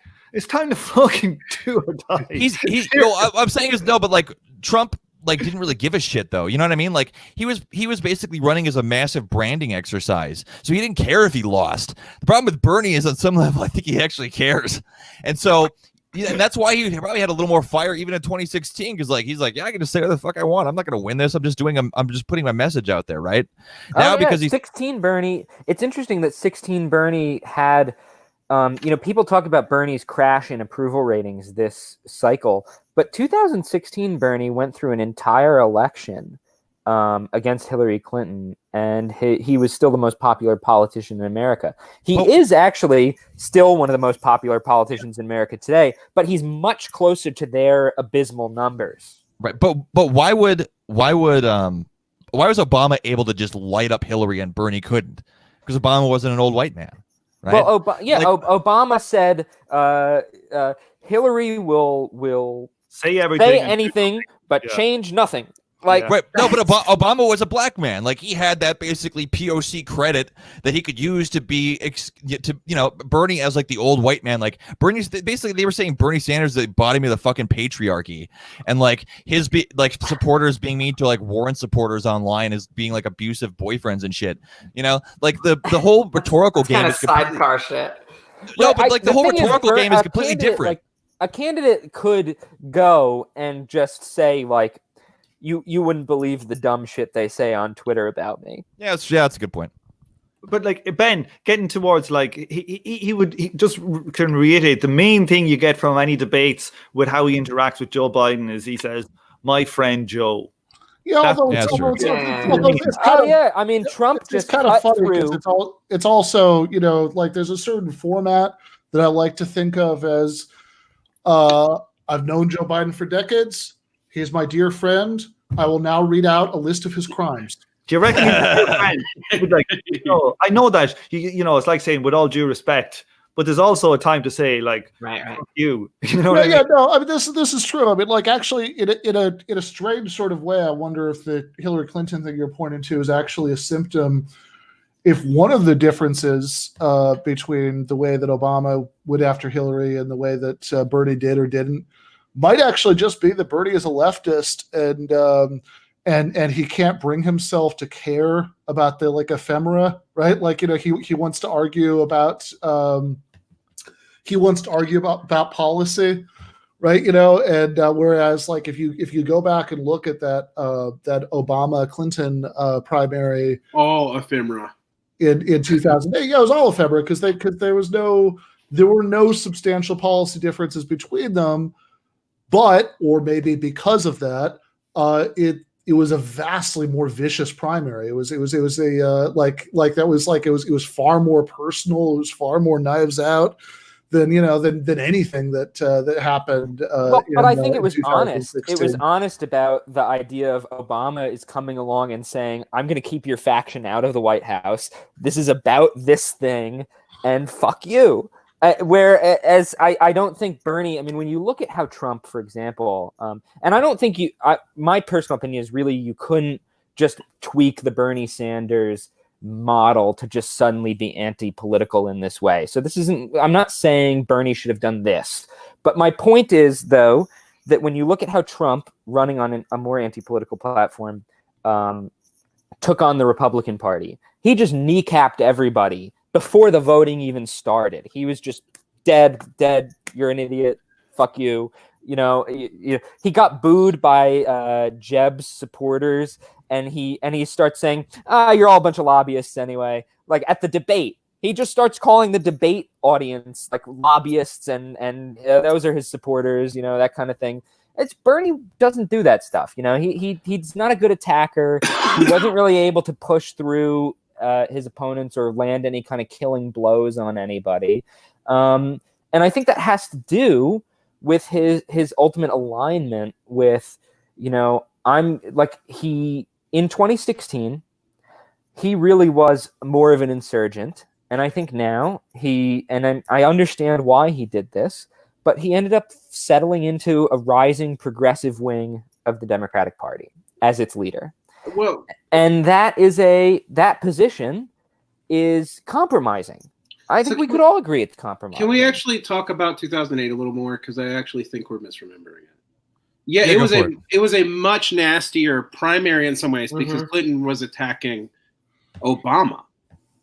Obama's interesting in that Obama was a consummate political insider from moment one. He was groomed to be so.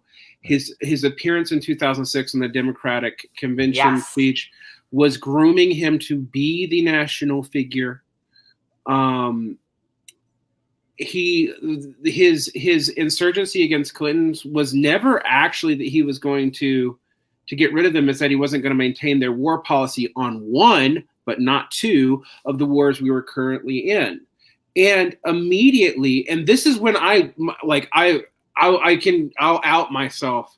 All right. The only other time that I've ever gone into the Democratic Party to go do something like this was actually in 2008 to support Mike Gravel. When Mike Gravel went to the Libertarian Party, I went, well, screw this. I'll canvass for Obama. And so I did. And then the moment Obama started announcing his cabinet, I quit. All right. Yeah. And because I knew that all that insurgency stuff was all his fans. It was not Obama. Obama never even actually even claimed most of that. But what Clinton had, I mean, I am actually kind of amazed. There was a recent, weirdly, Vox is better on studying this, that Clinton did this whole working class, white working class presentation in 08. Oh, I remember that. Yeah. We're supporting the right workers, and it was extreme, and it just got buried down the memory hole until well after the Obama administration, actually even well after the 2016 election. People only started talking about it again in 2018. But I remember it, and I was like, how did she get away with that? It didn't come back up to hurt her. I mean, we all know this intersectionality stuff, and this is what I'm going to side with Jake, is it's not sincere, because people were willing to consider not just Biden, but Bloomberg. Yeah. All the attacks. Mini Mike. On Bernie for being an outsider. Okay, you throw that out. You got Bloomberg in there. Being, the white patriarchy, you can't get more so than Bloomberg. Now, Bloomberg, like most New York mayors, if you follow your historical trend, New York mayors tend to spend a lot of money and get one delegate, i.e. Rudy Giuliani, i.e. I think it's happened more than once. I mean, more than Bloomberg. But it did what it was supposed to do. Now, whether or not you think it's the establishment, whether or not you think it's a class concern trying to maintain its tax breaks, I don't know. But it could be either thing. But it is clear that Bloomberg had all effect and no effect. Bloomberg had barely any pull on the electorate, but it did somehow make Biden look more likable, and also offered a couple of things. One of the things I noticed is Biden made four-ways out to Bernie people, saying that he would support Bernie if Bernie got the nomination. In a way, Bloomberg tried to do that. And I will give Bernie money, and it didn't work. And actually, it's the only time I've seen Bernie do the thing, Grant, that you want him to do, which is to attack the other side. He was willing to do that on Bloomberg alone. Right. And maybe that does prove your point that Bernie is not as hostile to the Democratic establishment in his larger public persona. I also happen to follow what Bernie's internal campaign stuff, and it is more insurgency. There is a difference between the way that campaign is presented to Berners than the way it is portrayed in the media and the way he portrays himself in the debates. But there's also kind of a decorum problem that we have to look at. Decorum has cachet with Democratic primary voters, and it does not with Republicans. It never has. Yeah. Not in the last 30 years anyway. And Republicans have always been able to primary, to attack each other with insurgency stuff, like the Rhino campaign under the Bush years. The Democrats have always sucked at that. They don't know how to do it. And when they have done it in the past, I'm thinking 68, they go into some broker convention bullshit and lose.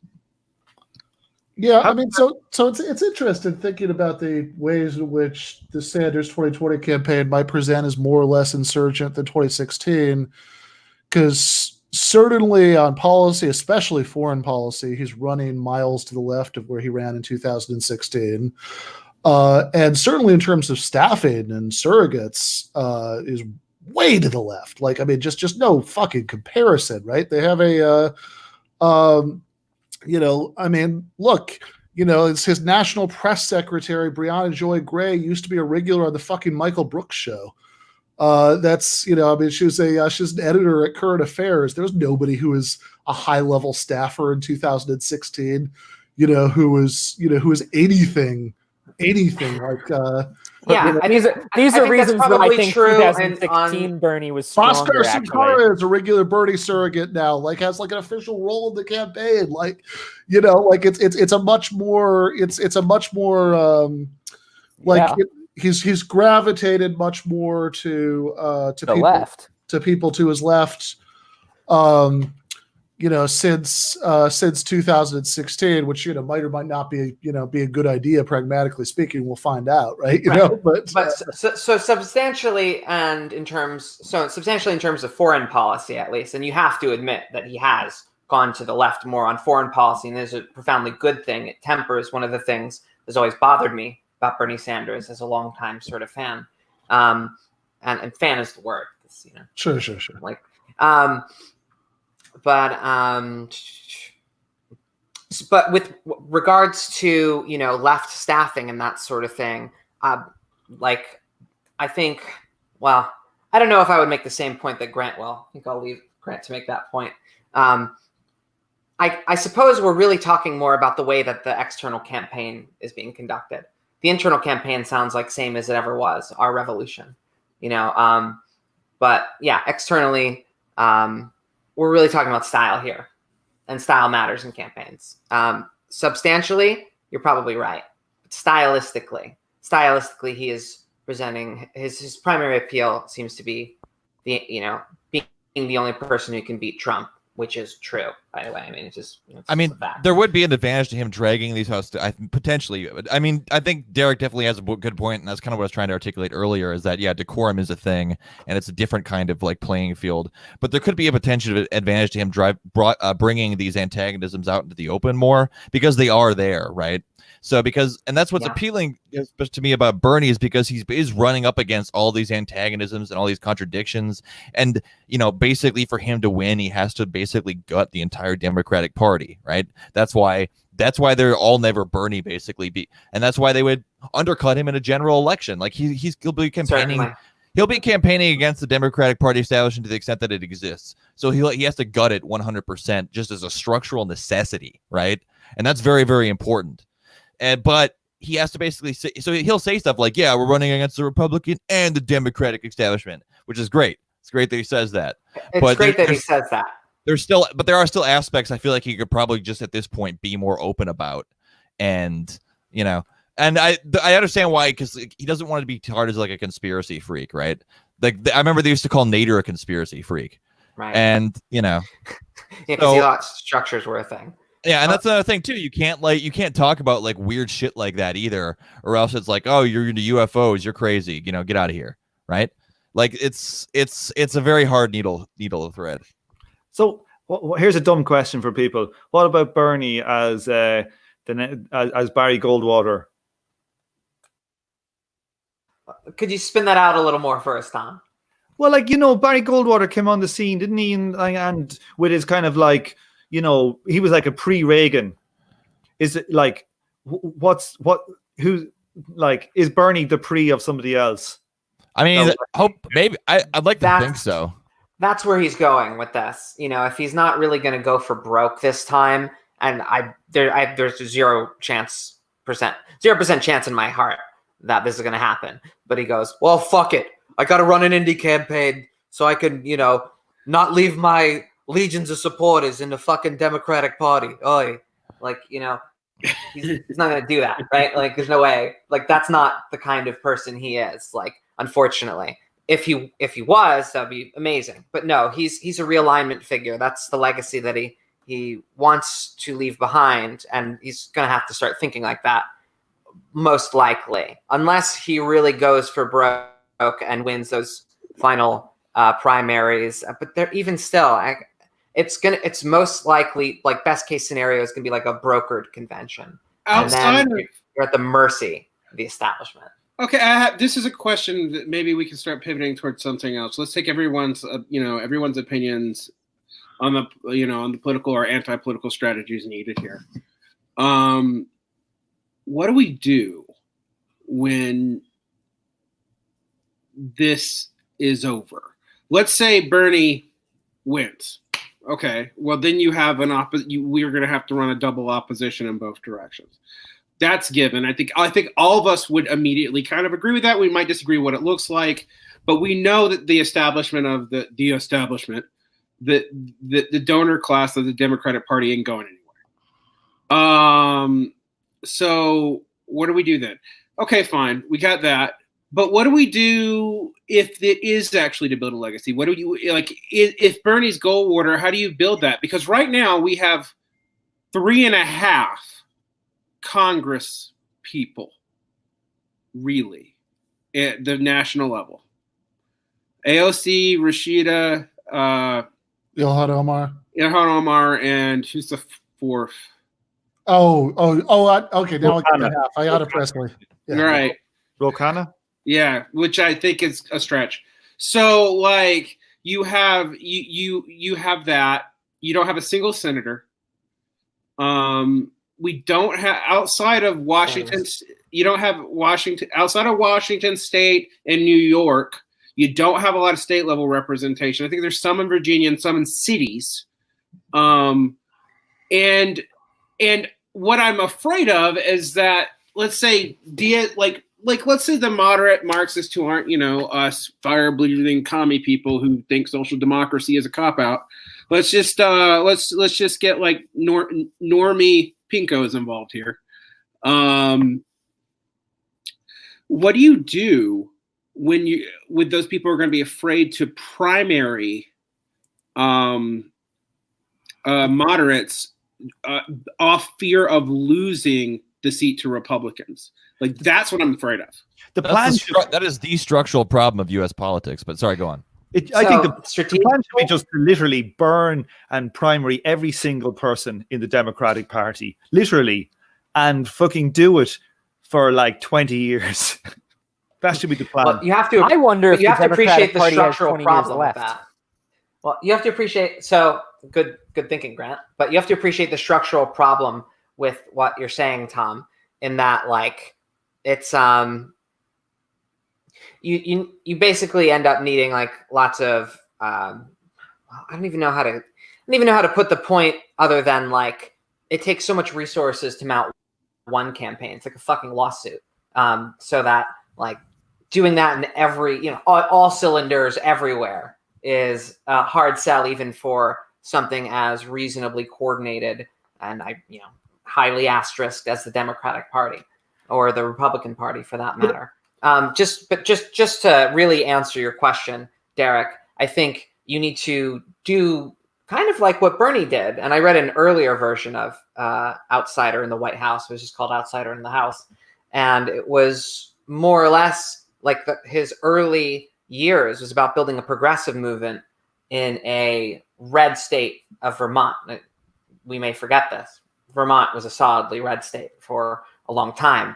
And it's what you might call a non-Dervinger situation. Dervinger's law is some law of political science that, wavy equal sign, you end up with, two big candidates and you end up in a zero-sum game where a vote for one is necessarily a vote taken away from the other. And pretty much the only way to get around this is to, run against figures. And I do think that it makes more sense to do this legislatively. But anyway, just as a general principle, you run against, people that are more or less unchallenged. Run against like party machines that have been around unchallenged for a long time. Now the trick is, how do you get socialists to live and run in those districts, where there have just been red party machines, Republican Party machines for a long time. And theoretically speaking, if you were really, a truly insurgent movement, you would be also looking for, like solid blue states and trying this in any non-Dervinger districts, any of those situations. There's a lovely version of this that was put out by Michael Moore a million years ago in his show The Awful Truth, where I think I think it's just a house race in New Jersey. He runs a ficus plant. Was it against a Democrat? I think it was. But it was just like, one of these lifers who doesn't even go to the district, who's just in D.C. And yeah, Michael Moore, special case, I know. But they run a ficus plant. They run a write-in campaign for a ficus plant who wins. And well, it's the result is never announced. and there's shenanigans, essentially. That's what it looks like on the documentary. I don't know if Michael Moore slipped a Mickey in the production of it and misled me, but that's what it looks like, is that it wouldn't be even that hard to do if you could get a candidate in some of these non-dervishers districts. If you had a coordinated campaign of socialists doing this, that's where you start. You don't start in the places that socialists tend to live in like the hipster lefty bubbles that have already absorbed this kind of thing culturally. You do it in places that haven't had a lot of opposition. Well, like then you can surround the cities. But that's like a function of how developed your socialist fucking your socialist reality is. Currently, it's not out of Brooklyn, it's not out of London or wherever the hell you want to say. It's not in all these places. But like I think Dr. Michael Hudson, the economist guy, he's saying like that basically on some level you have to take them on their own political level. So if you can basically, Chapo have been saying, oh, we'll burn the house down, we're not going to vote for anybody like Bernie. Like as a strategy, you do that 3 or 4 times, politically the establishment will lose that idea of we control who's electable, because people will say you keep on choosing losers. Like normal regular people will say they don't know, they're losing the plot now. They don't control why do we need these establishment Democrats if they keep getting it wrong? Like I think that is a strategy that can, like I think that's a very reasonable strategy. People say, oh, well, we've got to get rid of Trump this time, but look, in the end of it, trying to get rid of people and going in with the Democrats, it rarely works against an incumbent, and you just ended up with Trump anyway. So it's like, can I make a structural point about American politics real fast?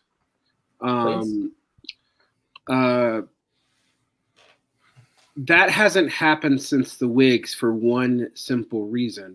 While at the national level, the parties are not enshrined in anything. They're private organizations, do whatever hell they want. At the state level, they are actually written into law. They get privileges in a lot of state legal forms. Now, it had weird side effects. There are states, for example, where like the Democratic Party is technically represented by a different party than the National Party because of some weird state law. It's always the Democrats that happens to, never the Republicans. I don't know why that is either.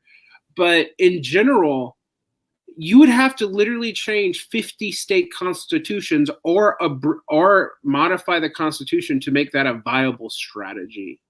And that's not like we keep on getting into these catch-22s. Or you have an actual nonpartisan socialist organization, because there's a sort of discussion about an inside-outside strategy and hey, isn't it okay if we use the Democratic Party line? That doesn't mean we're party loyalists. And on paper, that's totally true. On paper, I can see that. But having a sort of historical consciousness about these sorts of things, it is, very hard to take that at face value. Now, what would really do the trick is if you had an independent socialist organization that was willing to say that, listen, we're just running on the ballot line. We're not really for this party. In both parties, that would be willing to run, like troll candidates in the Republican Party as, some weird ideological, Republican communism or Republican socialism kind of bullshit. Theoretically, the DSA, since it's not a party, could do that. It's theoretically, not inclined to, right? But it like, never fucking will, because culturally speaking, the whole reason that still exists, this doesn't explain everything about its newest wave, but is because it's an interest group in the Democratic Party.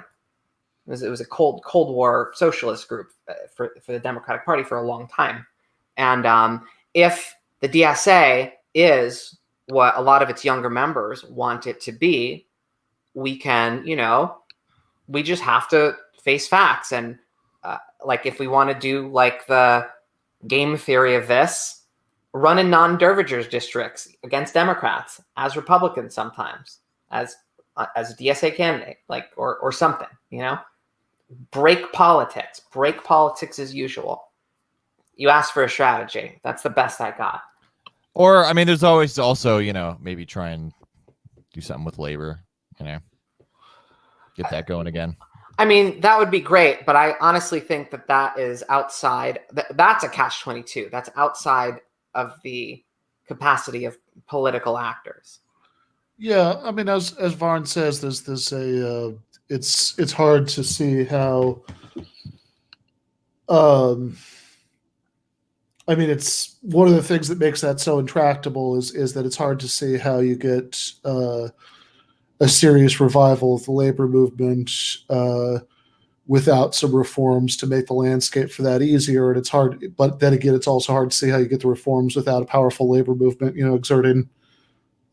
exerting pressure, which is I don't have any creative solutions to. I mean, that's just but I mean that does seem to be the shape of the dilemma that we're in. Which is one of the many reasons that, despite the fact that I agree with everything he was saying about burning down the Constitution and et cetera, et cetera. I agree with all that, right? I mean, like I don't I don't think social democracy can be a long-term solution, but it's one of the reasons that I have a hard time seeing an alternative about what the initial steps might look like. That that what the sort of plan plan B is, right? That if the left isn't strong enough to win some elections, what's the other thing that we're strong enough to do that would be effective to start to open up some sort of space for further development? So we could take the Bolshevik strategy, which is wait till we get into a world war. I might have to wait that long. I mean, we might not. Sure. What about the facadists? Don't forget the facadists. Yeah, don't forget the Roddenberry option. Well, I'm actually not. This wasn't. I mean, yes, but this is not a facetious point. The way that this is why I went all the way back to when I disagreed when I said the Soviet of Bavaria falling was actually important. The way that the Leninist victory happened was related to geopolitics as much as economics, and it was based on a massive military strategic failure of the Tsar. If that had not happened, it's hard for me to imagine why the Bolshevik Revolution would have not ended up the exact same way as the German ones, except that it was even in a more backwards place with a more autocratic government, which was even more ruthless with dissidents in some ways. So like our prior strategy model, and one that is ignored by a lot of people who talk about the Bolsheviks, is literally to wait till basically international catastrophe makes you a rump state. That hasn't ever happened in the core of development, like ever. So what there do you needs to be do? a strategy other than fucking bloody civil war if you want to change the mode of production. No, I mean, the thing is, though, strategy. bloody civil war is absolutely inevitable if you actually want to change the mode of production. 100%. The last major change in America, fucking civil war. Oh, I mean, there'll be a clash. There'll definitely be a clash. I think when we're talking about actually changing the mode of production, we're talking a distance from now. But next week. Yeah. That's for a later episode. Yeah. But I gotta get going soon though, so you guys keep going, but I'm gonna dip out. Yeah, actually, I think it's about time to wrap things up. Goodbye, comrades. Some parting words here. Let me grab a. Hold on. Bernie 2020, baby, let's go. Send your dollars, send your pennies. Let's do it. All right. We will bury you. Okay. We will. All right. Derek, with words of optimism. I had an idea for what Warren's Native American name would be, because you have Kevin Spacey was Dances with Wolves, right? Okay. Right? Is that true? Where is this going? Yeah, come on. This is not a promising setup. This has not been thoroughly workshopped yet. So it's Dances with Wonks. Oh, I see. Not bad. Not bad. That's not Alright, bad. alright. Yeah, exactly. That's See, I really- didn't. What you guys are acting like I was like, all right, well, let me just say the N word on the Very close podcast. to Like, I was at basically it ended up being a DSA watch party. There were actual Warren people, so I didn't do this, but I was gonna pretend to be a Warren bro. Every time Warren was mentioned, be like, "Yeah, let's go," and then I was gonna cap off the. I was gonna cap off the bit by doing like the tomahawk chop, like when their name came up. Oh But- boy. I'm not that cool. Yeah. Listen, she's a POC icon. We just Tom? need her in power, and then Trudeau above, and we've got a whole coalition in North America. I think she could pick Delezel as her VP. It'd be great. Yeah, racism's really over. All right, Done. Tom. Last words. I'm just found out the other day that the fella who did Malcolm in the Middle is a real Republican. That surprised me. Is that right? All right. Yeah, Yeah. I thought Malcolm in the Middle had some class content to it. I always hated that fucking show. I knew it. No, But like I've he's never like seen a it. proper wing nut right winger. Oh. Malcolm is, yeah. There you go. Nice, Frankie Nunez. Very nice. Ben, final thoughts. We already got Bernie 2020. We already got Khrushchev, who I actually kind of have a soft spot for. But I don't know. I guess my final thoughts would really just be to reiterate that a few dozen delegates is nothing, and we're probably going to lose because we always lose. But this is much too early to come to that conclusion. Yeah. Here, yeah. Here. Well, what do I have to say? I think everyone that's been paying attention to this should like take a bath, smoke a joint, drink some wine, do something else for a little bit, and just decompress and take the long view. You know, so often we're in these short-term cycles because that's how our structures are. But wisdom takes the long view. So you can't win the battle, but maybe, just maybe, you can win the war. Well, actually, yeah. I mean, to build on that, I think it's a really interesting thing to Damn it, see. Brett. You gotta have go. people Gotta go, who are Brett. all right. Gotta go. I'll be quick, but you have people who are falling apart over this. Most Mm-hmm. everyday people in society don't put their hopes in politicians, right? I mean, they just don't, and I think there's a reason for that. They save it for sports. All right, let's go. They save it for the Jets. They save it for the Jets. No, Well, if sorry, you the have Mets. All right, I as a Judeo-Bolshevik, I support the Mets. Okay. Wow. I just can't Anyway. believe Deontay Wilder lost. My God. If you have emancipation in your hearts, you know, the in and out cycles of the election, God help you. You know, it should give you some comfort through the waves, the ins and outs of the electoral cycle. Have your pro-revolutionary internal citadel shield you from the tides of elections. That's the peace that I wish all of our viewers. So, all right, have a good night, everyone. Namaste. Good night. All right. Let ending the broadcast. communist century Ciao. begin. All right, this was fun. It's been real. We got still the